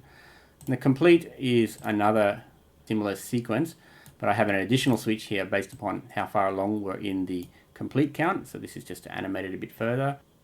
And I had to do this to sort of finish off the operation. So for the first 3 or 4 seconds, 4 seconds I guess it is, we're doing this operation here, which is just going beep, beep, beep, beep, beep, beep, and then a space, beep, beep, beep, beep, beep. And then once those 4 seconds are up and we finish doing our beep, beep, beep, we then do this occasional, or every second we do a short flash of the LED status. So it goes from 90 to 100. And I've just got this 60 here to disable the buzzer as we come into it for the first time. So yeah, it's a little bit of a tricky structure, but if you look at it, you can pretty much figure it out. It's just animating that LED and the buzzer.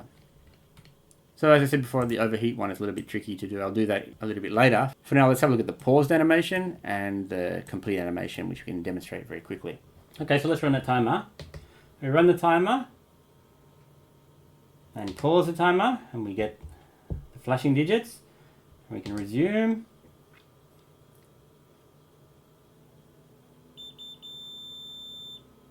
Well, that was only one beep beep beep. There should be 3. Ooh, why is that? Let's have a quick look here. So I guess the problem is probably related to this complete counter. And oh, I think I get it. So when we paused, the complete counter here is still getting increased. That means it's being increased even though it's not actually complete, which is a bug, right? All right. So let's change this a little bit. Obviously, we want it to keep increasing the complete count once it's actually completed in sync with the flashing, but we don't want to do that if we're paused because, well, we're not complete, are we? Now let's fix that.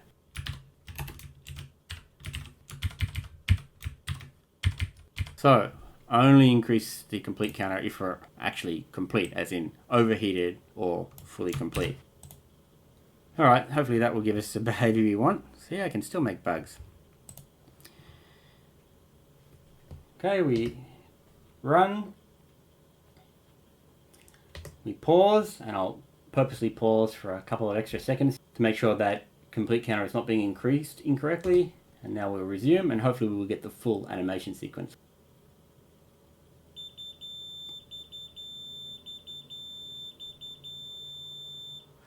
So that's 4 beeps, and you'll notice that I intentionally make the last beep a little bit longer than the end beep of the first 3 beep sections. So it's beep beep beep beep beep beep beep beep beep beep beep, and then we have this quick flash completion status LED. That's pretty cool, right?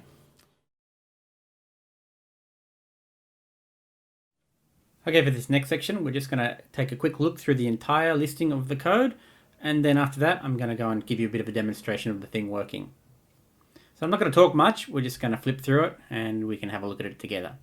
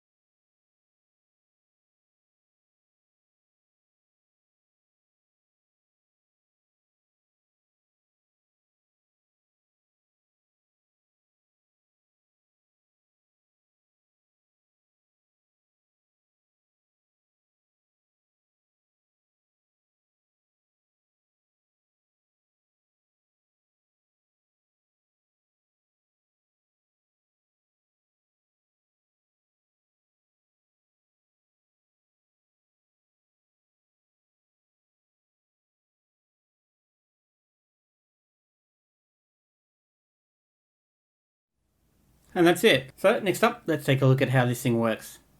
So this is the way the application looks when it starts up with all the defaults stored. We can flip through the 5 different timers. We can access the up count timer and the settings. Let's go into the settings. I've already showed you how to use most of these, but enter to edit the mode, and then we can select the column we want to edit, and then long press to undo or accept the changes.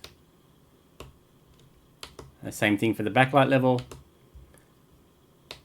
The over temperature, I'm going to drop that down actually. 30 degrees, no long press required for this one because there's no multiple columns.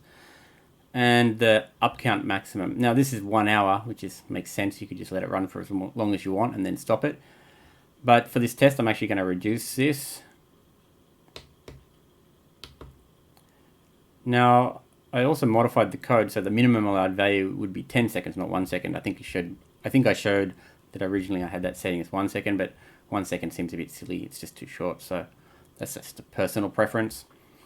So if I press enter there, it's gonna force the minimum value to 10 seconds or 11 seconds or whatever you like. Long press to exit. And the factory reset, enter to enter the mode, and then boom, and it would reset everything. I've already demonstrated that, so I'm not going to do that. Back to get out of that. Alright, so let's actually have a look at the up count timer. And if I press enter, it's going to run, and I can pause it, and you'll see it's up counting. But it's only going to up count for a maximum of 10 seconds because that's, what was it, 12 seconds? What have we just set? 11 seconds. And then finish. And then to get out, you press back. Now it's interesting to note that once we turn it off and turn it on, it will come back up in the last used counter. And that's the way it works. And that works for all of these timers or counters. So I last used the up count timer, so turning it off, turning on, I'll be back there. And that's because I'm saving that value in the settings. And then all of these timers. And the timers, the up count timers obviously can be adjusted as well. 8 seconds. 1 minute, 8 seconds. We'll just go with 8 seconds. Obviously again, long press back to get out. Enter to accept, and go. We can pause and resume.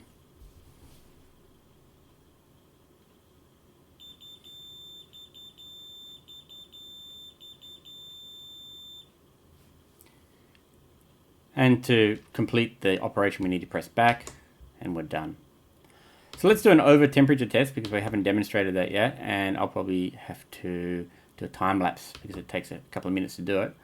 Let's also demonstrate in the settings here, factory reset,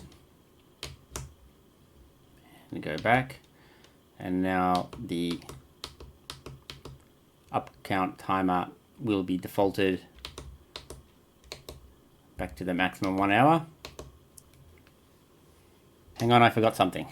We'll be waiting for a long time to get to the over temperature at 60 degrees. It's never going to get there. So yeah, let's change this to 30 degrees so we get an over temperature alarm.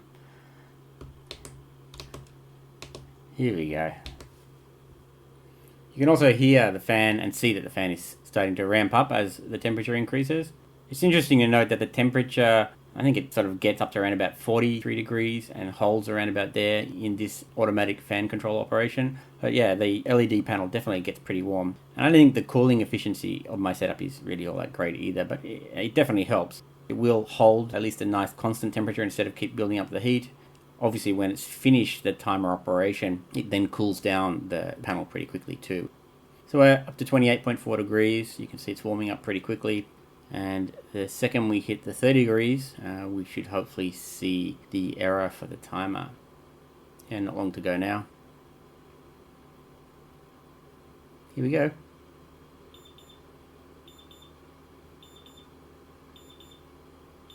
So there we go, we've got an overheat error. It's a nice, good indicative beep, and we get the flash as well. It's pretty cool. And the status on the display there saying the overheat.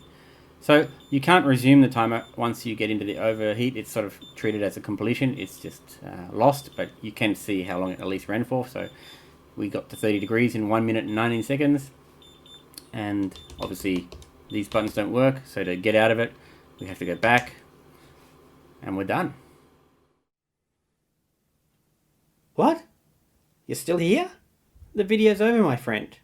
But if you managed to watch the entirety of that marathon, then serious respect to you. You must be one hardcore coder.